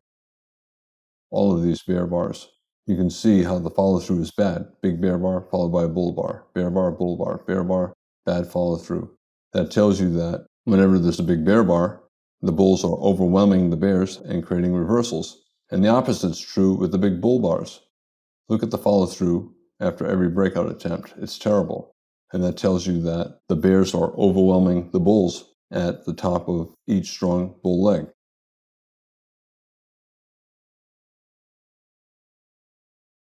I want to talk a little bit about how to enter on reversals.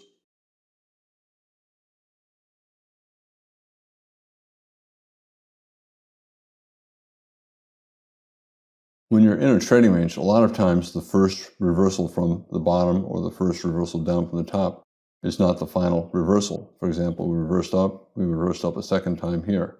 We reversed up, sold off, reversed up a second time here.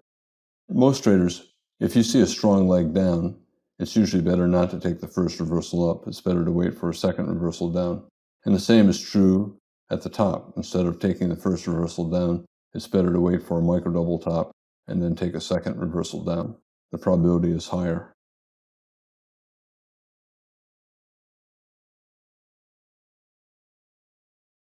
Trying to reverse up, second reversal up here, higher probability leading to a leg up.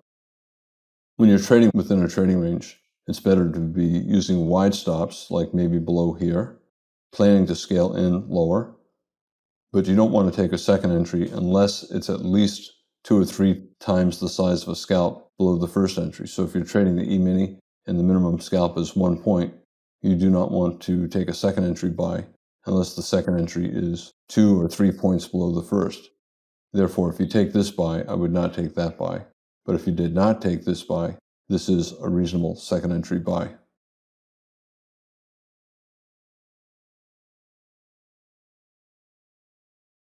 The same is true at the top. If you're selling a reasonable top here, you can call it a wedge 1, 2, 3, or 1, 2, 3, a failed breakout above a high.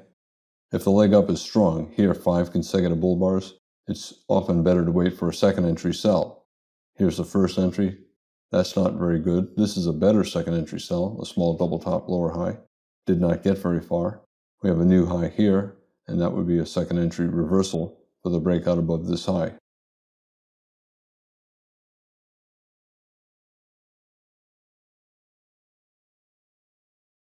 When the market's in a trading range, traders are going to look to buy reversals up in the lower half and sell reversals down in the upper half. This is the sell zone, and this is the buy zone. And beginners should only be looking to enter with stops, buying with a stop on a reversal up from the bottom, selling with a stop on a reversal down from the top. A stop entry, the market's going your way, and that has a slightly higher probability of making a profit. We're in the top half of the developing range. Traders can sell with a stop below the low of that bar. It's better if the bar has a bear body, which this does, and it's better if it's a second leg up, 1 pullback 2 and 1 pullback 2. At this point, the trading range is bigger. This pullback is into the lower half. Traders will look to buy a reversal up, especially a second entry. The first entry is above this little bull doji. This is a second entry and has a higher probability of being profitable.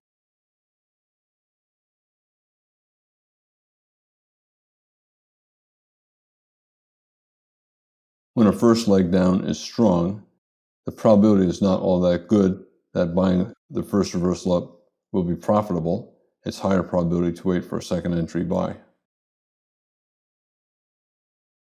Here, a micro double bottom, it went up and then down on that bear bar, and now it's going up again. The high of that bear bar is the neckline of this small double bottom. Traders will buy on a stop above the high of that bear bar. Other traders will buy above this bull bar, closing on its high, a bull inside bar. They'll buy on a stop above its high and get filled right there.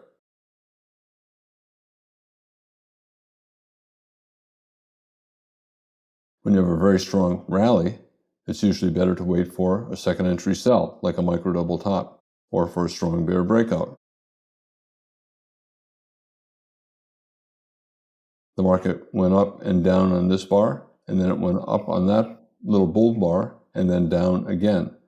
The low of this bull bar is the neckline of this small double top. We went up and down, we went up, and we're going down again. So you can sell with a stop below the neckline of that micro double top, and you get filled right here as this bear bar falls below that bull doji.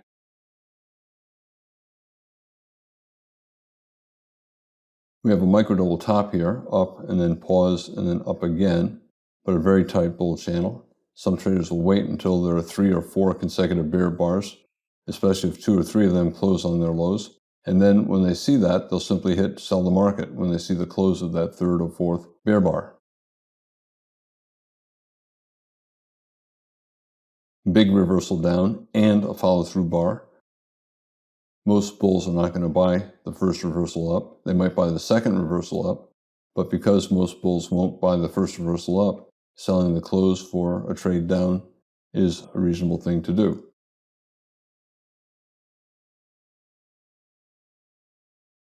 Trading ranges, you're never really certain if a reversal will work. The probabilities are not as high as you would like them to be.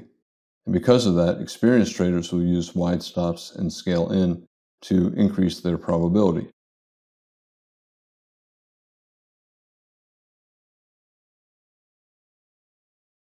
If you buy here, reasonable to put a stop down here. We got a reversal up from a lower low, 2 legs down, 1 pullback 2. If you buy here, reasonable to put a stop here. Opposite's true up here. We have a micro double top, reasonable to take that sell and put a stop just above. Here we have 4 bear bars, 3 or 4 bear bars. If you sell there, reasonable to put a stop above the top of that bear leg.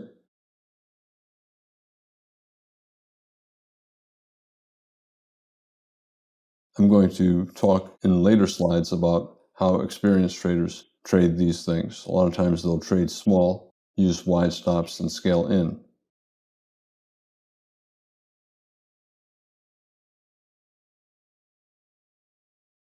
Beginners should never be scaling in, and they should never be using wide stops.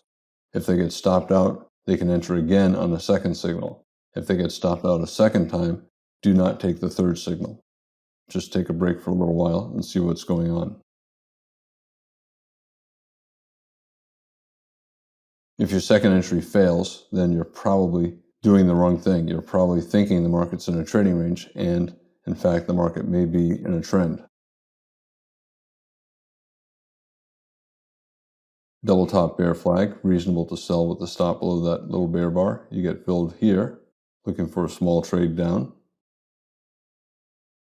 Can you put your stop here, or should you put your stop here? This is a major high. This is a minor high. This is a minor high. Both are okay. If a trader took this sell for this double top bear flag and he held for a swing down and he got stopped out by using a tight stop, he could sell again below a bear bar on the failed breakout. If a trader used a wide stop, he's not going to get stopped out. He would capture this swing down. He would not get out here.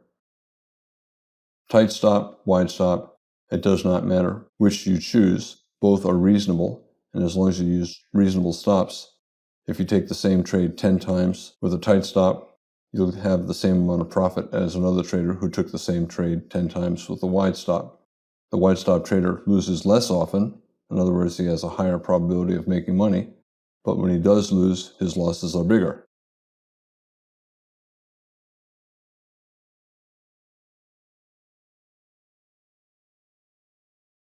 If you get stopped up using a tight stop and the market reverses down again, you can always sell again. Another double top here or here. If you want, you can call it a triangle. 3 legs up, 1, pullback 2, pullback 3. Does not look like a triangle, but you can call it a triangle if you want. A horizontal trading range with 3 legs up.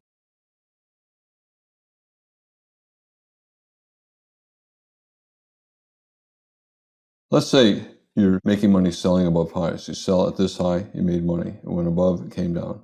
You sell with a limit order at this high, you made a scalp. And let's say you sell with a limit order at this high. Instead of turning down, it went up.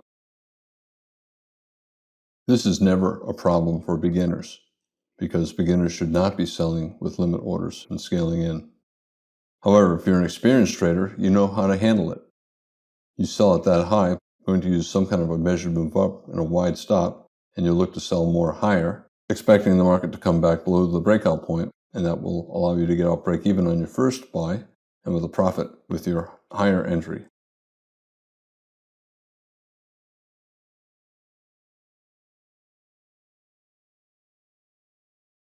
How high up should you put your stop?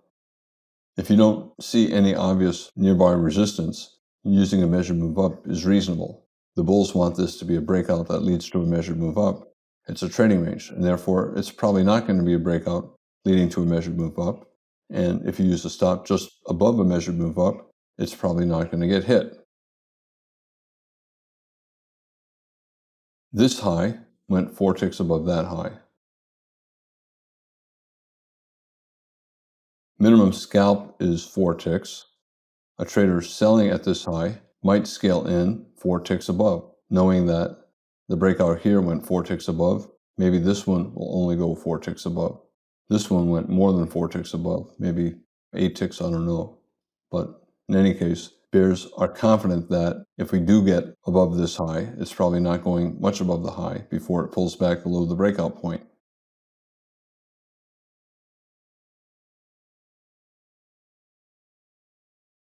Instead of selling this high and selling more 4 ticks higher, many bears who sold at this high and got filled here will sell more on a reversal down below a bear bar, as long as the second entry is at least the size of a scalp above the first.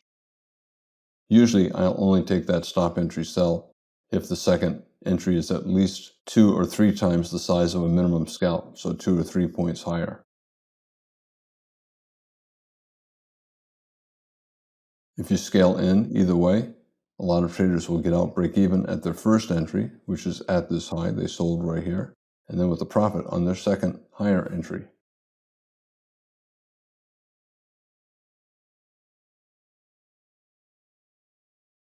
Bears are looking to sell above a prior high in the top half of the range. This is a very strong reversal up. If you see this forming, you're not going to be placing a limit order to sell at that high because the odds are too great.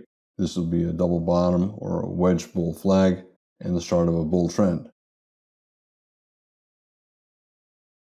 However, when you get a strong rally like this and the context is good, wedge bull flag, double bottom, higher low, the probability favors higher prices, so it's usually not good to place a limit order to sell at this high when you see the market going up so quickly.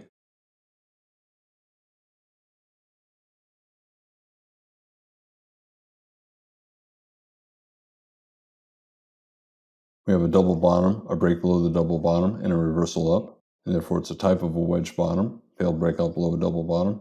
It's also a higher low. We don't know what the bars to the left look like, but let's say it was a bear trend. This would be a bull breakout, and this would be a higher low major trend reversal. Let's say you wanted to bet on a second leg trap. You're betting that leg 1 is a wedge, and that leg 2 will be a strong breakout attempt that will fail. And if you're willing to use a wide stop and trade small, you could place a limit order to sell at that high, and you would get filled right here. For a stop, you want to use a stop a little bit more than a measured move up. This is a double bottom here or here. This is the neckline. Measured move up is here, and you put the stop just a little bit above, thinking that the bulls are betting it's going to be a breakout and the start of a bull trend and that it will reach a measured move. You're betting that the rally will be a second leg trap in a trading range, in which case it should not reach the target that the bull trend traders need. You're betting it's a trading range, not a trend. A good way to scale in a situation like this is wait for a bear bar closing on or near its low, and then sell more on a stop just below its low, and then plan on getting out break even at the first entry price, and then with a profit on your higher entry price.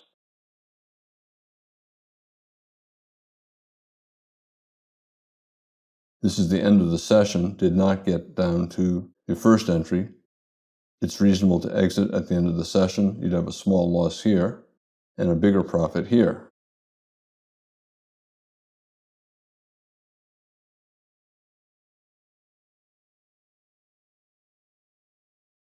The reason traders scale in is to increase the probability of making money. or to reduce the size or the probability of losing.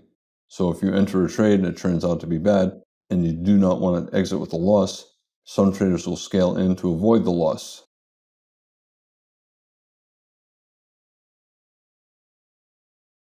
Some traders, when they take an entry that they think is reasonable and then conclude that the trade is bad, they will scale in not to make a profit, but to avoid a loss.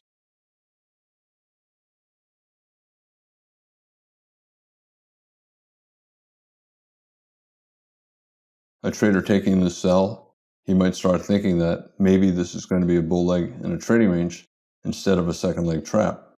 He's therefore not so much thinking about making a profit as he is about trying to avoid a loss.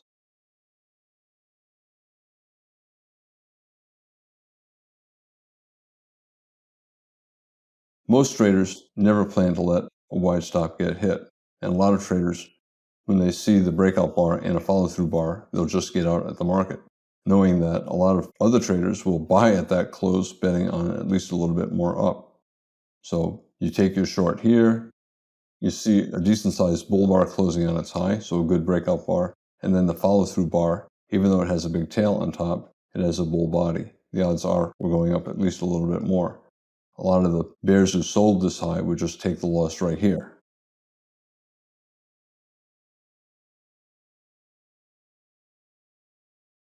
Other traders would bet that the rally, as strong as it is still more likely a bull leg in a trading range than the start of a bear trend, and they will therefore rely on their stop just above the measured move.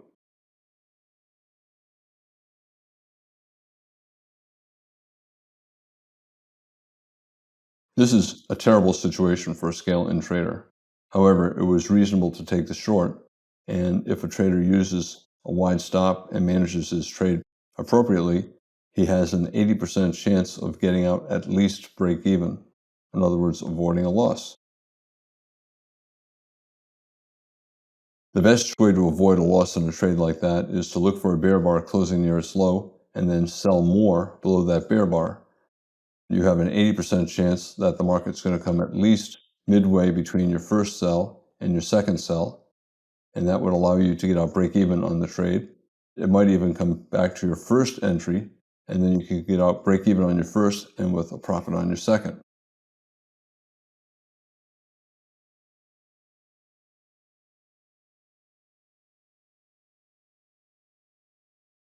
You could decide that the breakout is so strong, you're so disappointed that you'll be happy just to get out break even, in which case you sell here, you sell more on a stop below that bear bar, you exit break even at the midpoint between your two entries. A loss here, a profit here, and they cancel each other out. The alternative is to hold just in case we reverse down below the breakout point here, allowing you to get out break even on your first entry and with a profit on your second. Here, it did not quite get there, and you just exit at the end of the day with a small profit. A small loss here, a bigger win there.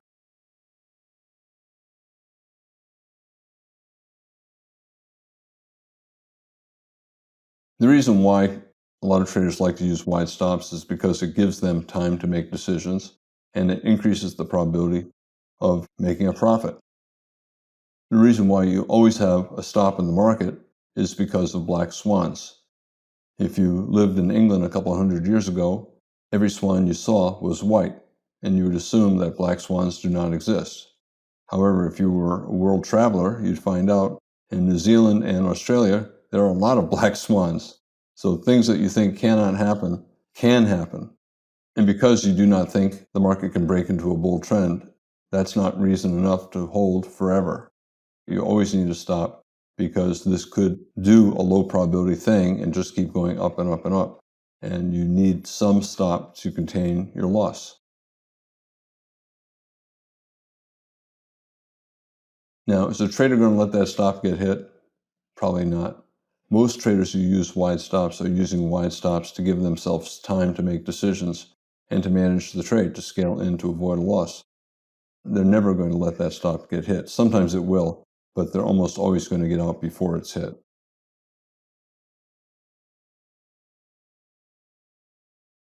And that stop is just to protect yourself against something unusual and unexpected. And you don't intend on letting it get hit. So let's say the market's going up here and you do not have a stop, and you get a phone call from somebody and you have to run out in an emergency for some medical problem. If you didn't have a stop and you didn't exit and you rushed out the door, the market could keep going up and you get a huge loss. Let's say your computer crashed, or your electricity went out, or your phone died, or some other unexpected thing, or your broker was having a technical problem. You need some stop in the market to protect against very low probability events, because those low probability events happen and they can cause huge losses.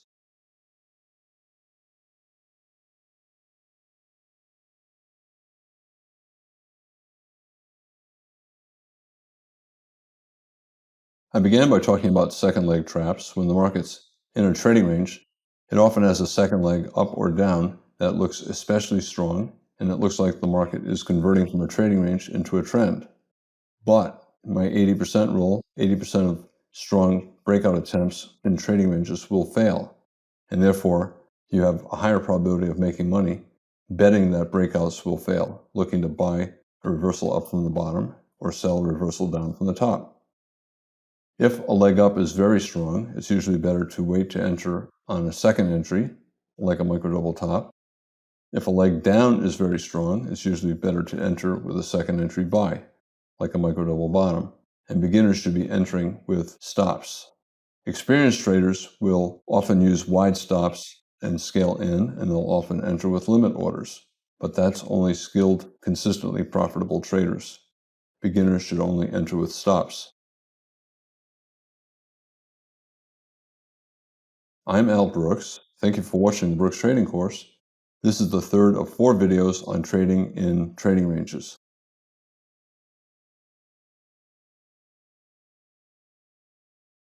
This is Al Brooks. Thank you for watching the Brooks Trading Course. This is the fourth of 4 videos on trading in trading ranges. I'm going to begin by talking about how more experienced traders will enter with limit orders, how everyone should take profits. Trading ranges often test the open of the day later in the day. I want to talk about those tests. Trading ranges are often very tight. Most traders should not trade when the market is in a very tight range, but experienced traders often will enter with limit orders and scalp. Every trading range eventually ends and breaks into a trend.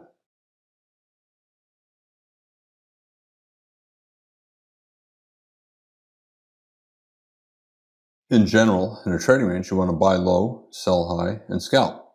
Bulls are going to be looking for buy setups in the lower half, and bears will look to sell in the upper half. One popular way for traders to trade is enter with limit orders. When the market is in the lower half, they'll buy with limit orders at a prior low, and they're willing to scale in lower, and then they'll scalp. Here's another prior low. They'll buy with a limit order there, and here is a low, a minor low, but traders bought with a limit order there, especially since it's a potential micro double bottom in the bottom half of a trading range. Unfortunately, sometimes the stop is far away, but you have to use a stop that is reasonable. For example, putting a stop below the bottom of this 3-legged rally is a reasonable stop. And if you get stopped out, you can buy again on a reversal back up. Another alternative is we have a strong breakout here and we reverse down. Theoretically, the bulls wanted to get a double bottom here, and instead the market's selling off. The bears want to get a measured move down. And therefore, putting a stop just below a measured move down is another logical stop.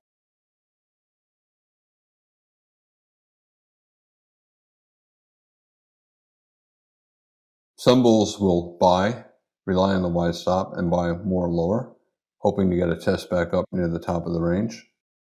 If you are going to be entering with limit orders and scaling in, you have to trade smaller because you want to maintain your risk. You don't want the risk on any trade to be bigger than on any other trade. The reason why traders scale in is because it makes it more likely that they can make money. However, it requires a wide stop and it requires management. Both of those things can create anxiety when a trader is starting out. This is the kind of trade that only an experienced, consistently profitable trader should consider.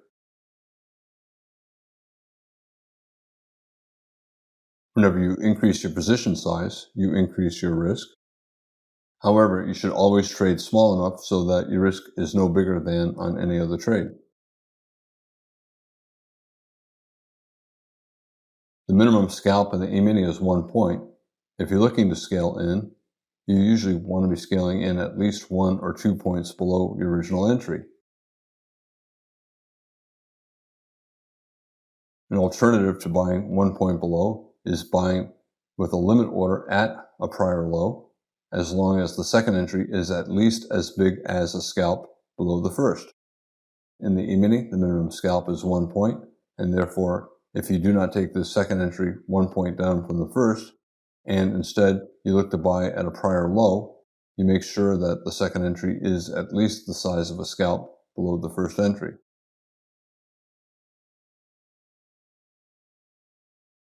An alternative is you can buy a reversal up above a bull bar. This is a small bull bar, and it's also a second entry, first entry above this bar, and then second entry here. That's a higher probability buy. Is it less than a point below the first? It can be, and some traders will take it if they're trading small enough. This is a high probability buy. It's a wedge bottom, reversal up, reversal up, reversal up, and it's a second entry buy.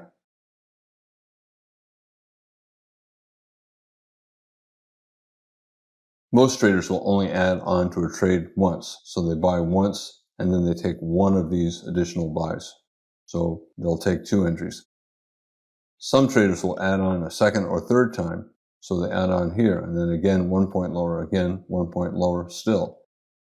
If you're taking multiple entries, always make sure that your entries are small enough so that the entire risk that you're exposing yourself to is no greater than on any other trade.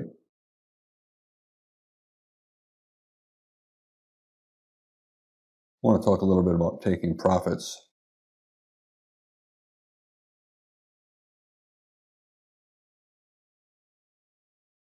It's always mathematically okay to exit any trade at 2 times your actual risk. You want to make sure that the profit that you're taking is always at least as big as the minimum scalp size. So if 2 times your actual risk is less than 1 point in the E-mini, do not exit at 2 times actual risk. Make sure to exit at least at 1 point profit.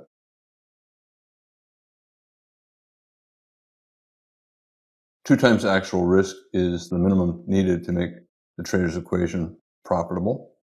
But just because it's the minimum acceptable to have a mathematically valid approach to trading does not mean it's the optimum. The minimum is rarely the best choice for anything in life. Working at the minimum wage is not a good choice.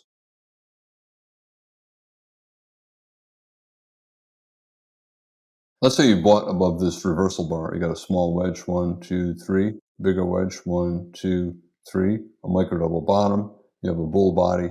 That's a pretty good entry. If you bought above this bar, at this point you know that your actual risk was 1 tick below this bar. Therefore, 1 times actual risk is right there. However, it did not reach your original entry. Just because it's a high probability trade and exiting at 1 times actual risk is a reasonable thing to do does not mean it's the best thing to do.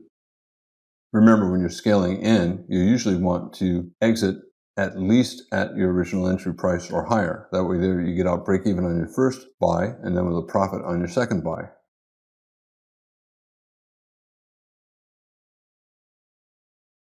So a trader who did buy more here could get out there at his original entry price at that low. He bought at that low. It's back 1 tick above that low. That would allow him to get out, break even on his first entry, and with a profit on his second entry. It's a high probability buy since it's a second entry buy and a wedge, nested wedge. Exiting greater than 1 times actual risk is mathematically good. So this is a reasonable thing to do.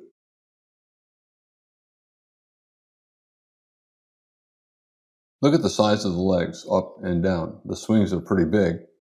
Therefore, exiting with 1 point profit is not necessarily the best choice.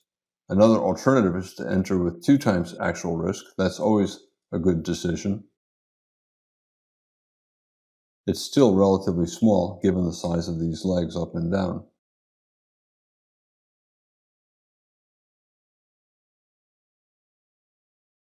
Another choice is a trader might exit at 1 times actual risk based upon his first buy. He buys here, the market went down here.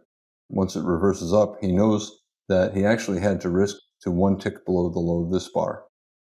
A measured move up from the low of that bar to his entry price is there, and you can see there was some profit taking there.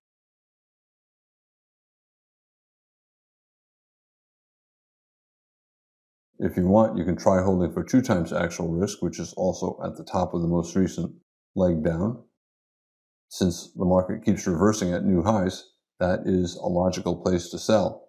Bears will start selling there, so bulls should be taking partial profits there, partial or full profits. Is it a scalp if you get out up here? No, it's a swing trade. It's 4 points. You've sat through pullbacks here and here. It lasted about 10 bars. If you want, you can call it a scalp, but I would call that a swing. You put it on as a scalp and went up strongly enough, some traders will hold part of the trade all the way up until the market reversed and it went up far enough to call it a swing, even though you took it initially as a scalp.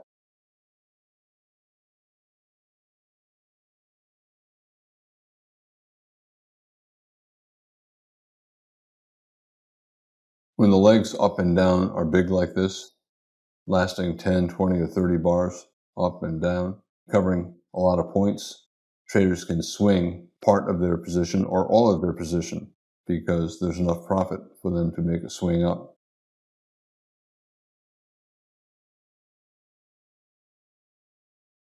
At this point, we have 9 bars in a very tight bull channel with no bear bars. The odds are traders will buy the first bear bar and the first reversal down, and the market will go higher. The market's clearly always in long. Somewhere in here before you get to 9 bull bars. That means the market is likely to go higher. Since the market has been mostly sideways, it's also in a broad bull channel. We have a higher high and we have higher low. Traders like to take profits at a prior high, whether it's a trading range or a broad bull channel. In this case, it's also an expanding triangle and a micro double top. That increases the chances that we'll get a deep pullback. And therefore, if you're trading in a trading range, you want to make sure that you're exiting. You want to sell high to take profits on longs, and bears will sell high looking for a trade down. 3 pushes up, 1 pullback, 2 pullback, 3, and therefore it's also a wedge channel, even though it does not have a wedge shape. That is another reason to take profits up there.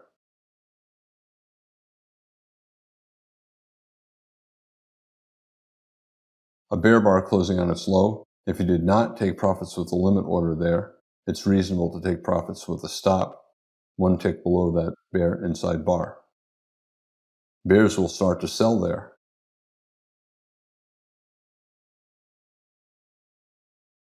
Trading range days often test the open of the day, late in the day, after 11 o'clock in the final couple of hours, especially if the open of the day is in the middle third of the day.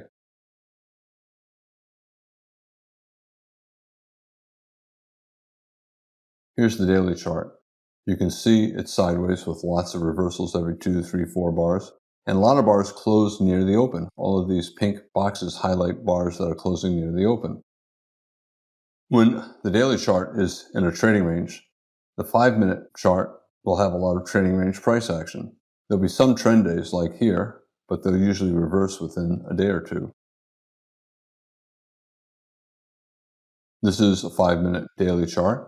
Strong leg up, but strong leg down. Strong leg up, strong leg down.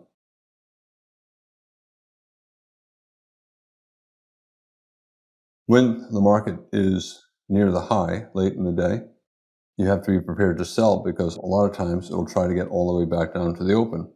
Look at all of these days that are highlighted in pink. At least half of the days ended up closing near the open. That means that if the market is far above the open, you have to expect a reversal down. If it's far below the open, late in the day, you have to be looking for a reversal up. And therefore, if you have a second entry sell, especially with a decent sell signal bar, it's a reasonable sell, expecting the market to try to get down near the open, like it did during the majority of days over the past several weeks. The close just above the open, that means the body is small, the tail on top is big on the daily chart. The result is this trading range day is another doji day on the daily chart, like all of these days highlighted in pink.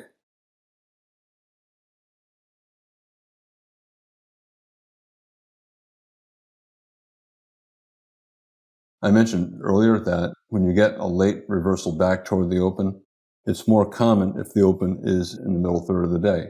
And you can see a lot of these days that are highlighted have a tail on top and on the bottom, but a small body, and the body is in the middle third of the day. Several days, 5-minute chart.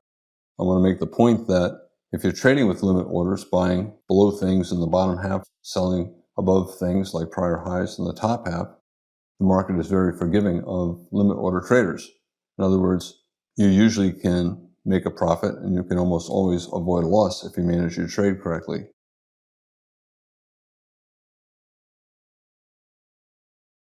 When I say manage your trade correctly, what I'm talking about is if you can use an appropriately wide stop, and especially if you can scale in.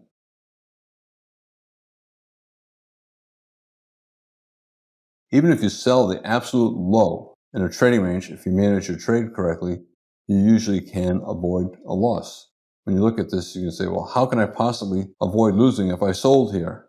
Well, if you manage your trade correctly, you usually can.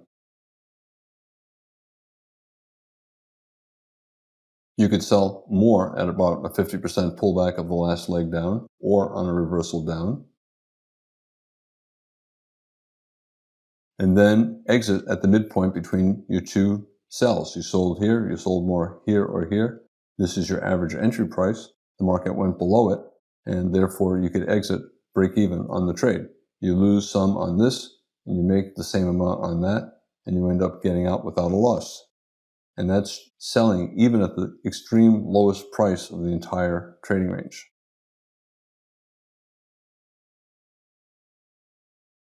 Even if you happen to buy the highest price, you can usually avoid a loss if you scale in and use wide stops. For example, you could buy that high price and then place a limit order to buy more at a 50% pullback of this rally or on a reversal up, especially since it's a high two, high one, pullback high two, and a bull bar closing on its high. Strong enough rally so that we're probably going to test this high. You could hold and try to get out break even at that high. So you get out break even on your first buy right here and a profit on your lower buy. And you can see the market selling off at that high because bulls who bought lower are selling here. The ones who bought up here are getting out break even. The ones who bought lower are starting to take partial profits. And the bears are selling as well.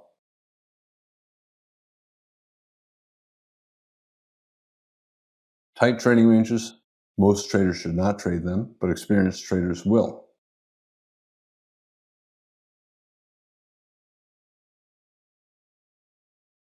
A trading range is a horizontal channel, and channels can be broad or tight. This is an example of an extremely tight trading range here.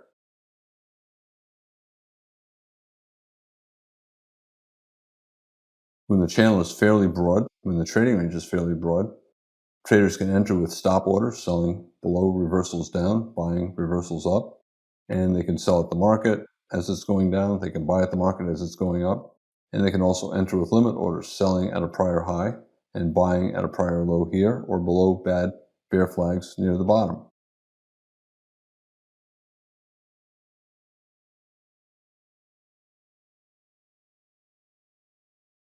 When the range is very tight like this, there's very little profit potential. Most traders should not trade. However, experienced traders will trade with limit orders, selling above bars near the top, buying below bars near the bottom. Often they'll use wide stops, swing stops, and they'll scale in.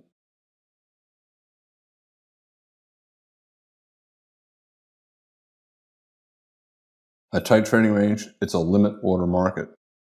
The range is too tight to make money with stops, and it's usually too tight to make much money even if you're a limit order trader. Most traders feel like it's too much work, too little profit, and it's better to wait. Wait for a broader range like this or for a breakout into a trend.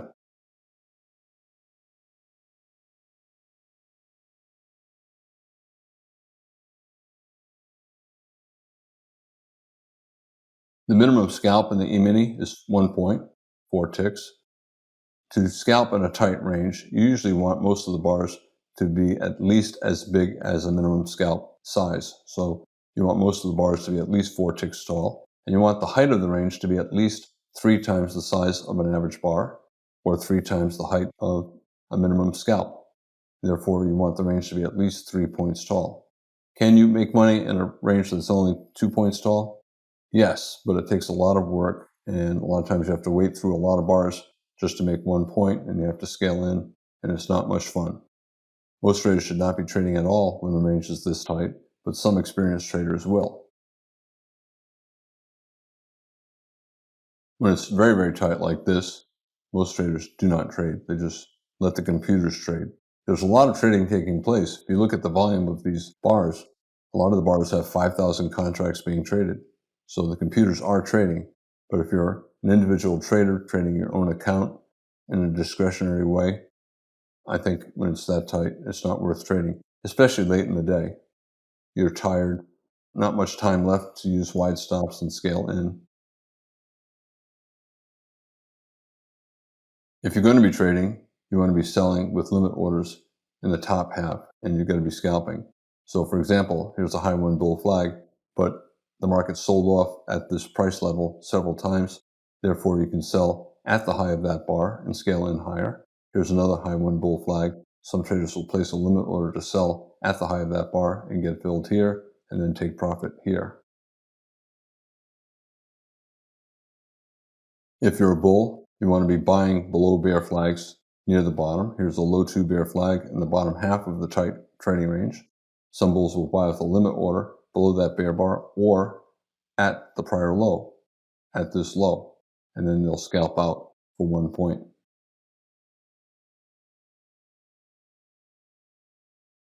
Sometimes you'll get a small bull bar on the bottom of the trading range and you can buy with the stop and then scalp out. And if you're buying low enough, sometimes you can even make 2 points. But would I swing trade this? I would not. The range is very, very tight here, unlikely to lead to a bull trend. If it does start to break strongly into a bull trend, then I'll start buying and swing trading. But until then, I'm going to assume the tight trading range will continue. And every time it goes up, it's going to go down. Every time it goes down, it's going to go up. I'm going to scalp, take quick profits.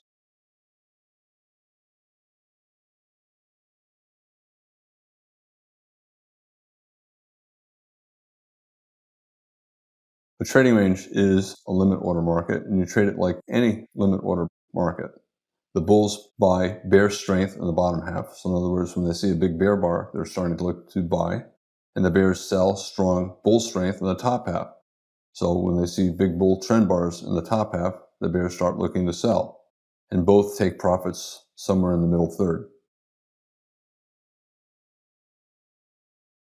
A lot of experienced traders will scale in, scalp, and use wide stops. A strong bull close near the top of a developing range, bears sell. They'll sell it. They'll sell it, bidding against a successful breakout. They'll sell at a prior high. The market reversed down here. Bears will place a limit order to sell at that prior high. A prior high here, they'll sell there. It's in the upper half of the range. Some bears would sell at this high as well. To me, I think it's probably too low in the range. I'd rather be selling as close to the top of the range as I can.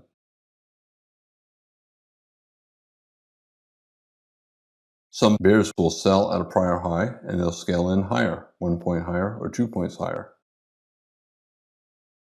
Or they'll sell on a reversal down, below a bear bar. We have a bull flag, but it's near the top of a developing trading range, and the buy signal bar has a tail on top, not a particularly strong buy. Some bears will place a limit order to sell at the high of that bar, betting that it's a bad bull flag and that we will reverse down far enough for them to make a 1 point scalp. Bulls will look to buy at prior lows in the bottom half of the range. Here's a prior low. The bears are trying to get a reversal. It's a trading range. Bulls will bet. The bear breakout will fail, so they'll place a limit order to buy at that low, and then they'll scalp out. And the same is true here. They'll buy at that low and scalp out on a bounce up. A prior low here, they'll buy at that low. Many will also scale in lower, so they'll buy at that low and they'll buy more 1 point lower, expecting the market to go back above the breakout point. That would allow them to get out break even on their first entry, and with the scalper's profit, a 1 point profit on their lower entry. Some traders prefer to buy on a reversal up, a decent bull body, and it's a wedge, 1, 2, 3, and then buying above this bar, it's a micro double bottom, a second failed breakout below this low. Buying above this bar, it's a higher probability buy. Whenever you see a big bear bar closing near its low in the bottom of the range, bulls will buy the close, betting that the bear breakout attempt will fail, like here and here. A bear flag at the bottom of the range. We have a bear breakout to a new low, and we have a pullback, so a low one bear flag, but two bull bars, and the sell signal bar, this bar, has a bull body and a tail on the bottom. It's a low probability sell. Bulls will place a limit order to buy at that low.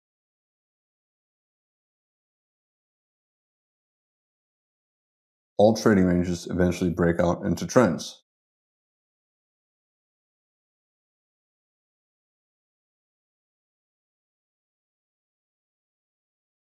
Trading range, so traders are looking to buy low, sell high, and scalp until there's a strong breakout up or down with good follow through. They'll bet that every breakout will reverse.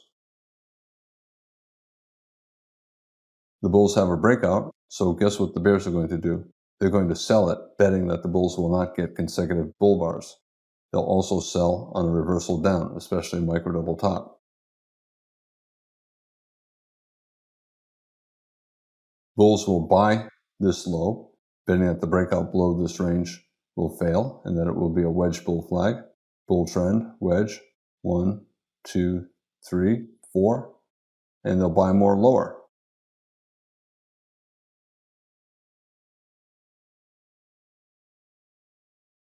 We have two big bear bars. We have a third big bear bar here. If you bought there or here, what are you going to do? For me, when I see consecutive bear bars here and here closing on their lows and breaking below a trading range, I'm assuming we're going to get a measured move down, that it will be a measuring gap. Therefore, bulls who bought this low, and if they had a limit order to buy more lower, and they get filled here, by the close of this bar, they're going to say, uh-oh, consecutive big bear bars breaking below the bottom of the range. We're getting a bear breakout below a bull flag, and we have consecutive bear bars closing on their lows. The next bar here does not have a bull body. This is probably going to lead to a measured move down. And when that happens, you just sell out of your longs at the market. Don't try to get a better price. You just sell out at the market. The market's telling you that you're wrong. And whenever you're wrong, it's always better to get out immediately than hope to be able to get out a little less wrong.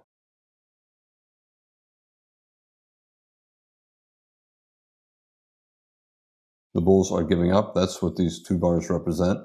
And the bears know that the bulls are giving up, and therefore the bears are selling, betting on a trend down and a measured move down. And they'll sell for any reason. They'll sell the close of bear bars. They'll sell a bull reversal up, betting that there'll be resumption of the bear trend and the bull reversal will fail. They'll sell below bars.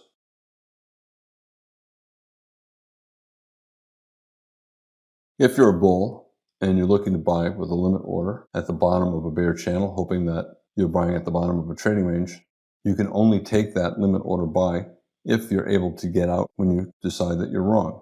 You don't want to decide down here that you're wrong.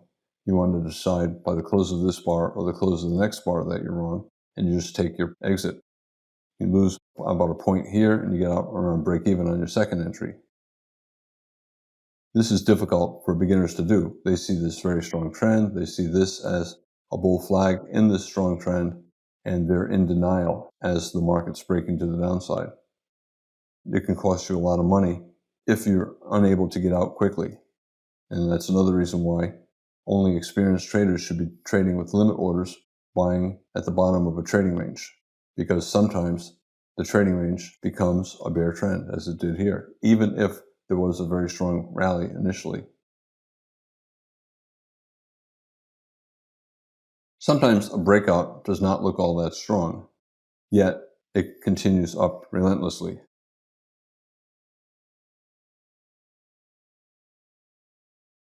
The market's in a trading range, 50% chance that you'll get a bear breakout. We have a double top bear flag.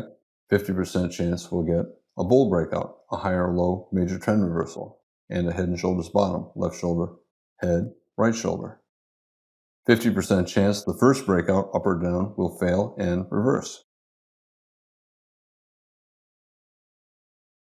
If at some point you decide that it's becoming a trend, stop trading it like a trading range. You have to trade it like a trend.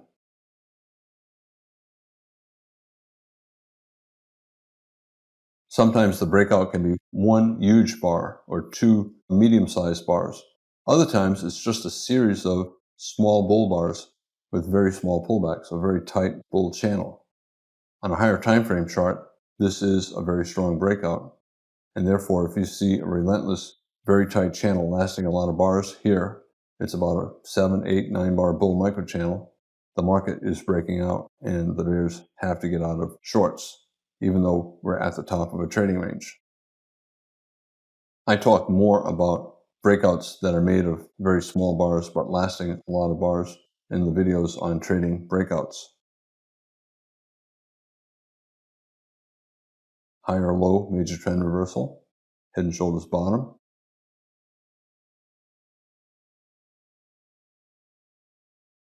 "21 bars in an extremely tight bull channel, and 10 of those bars, no pullback for 10 bars, a 10-bar bull micro channel. Even though the market lacks big consecutive bull bars, this is a trend based on time more than price. The bulls are owning a lot of bars. The bulls are in control for a lot of bars, even though they're not getting a big breakout.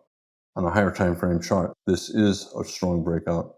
Traders have to begin to trade it like a trend and stop trading it like a trading range.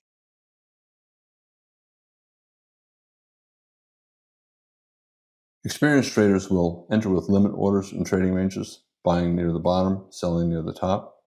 When you're taking profits, you have to be scalping for the most part. If the legs up and down are big enough to swing trade, you can swing trade part of your trade, but I would not bet on a successful breakout because of my 80% rule. 80% of breakout attempts will fail. If the market has had a lot of trading range days lately, today is probably going to be a trading range day. And therefore, if the market is far above the open late in the day, be prepared to sell a reversal down back toward the open. If the market is far below the open late in the day, look to buy a reversal up, especially a second entry buy, and especially if the open is in the middle third of the day's range. When the market's in a very tight trading range, most traders should not trade, but experienced traders will sometimes trade with limit orders using wide stops and scaling in. Even though my 80% rule says that 80% of breakout attempts will fail, eventually there will be a successful breakout. When the market begins to trend, stop trading it like a trading range. Accept what's going on and begin to trade it appropriately. Begin to trade it like a breakout. I'm Al Brooks. Thank you for watching the Brooks Trading Course. This is the fourth of 4 videos on trading in trading ranges.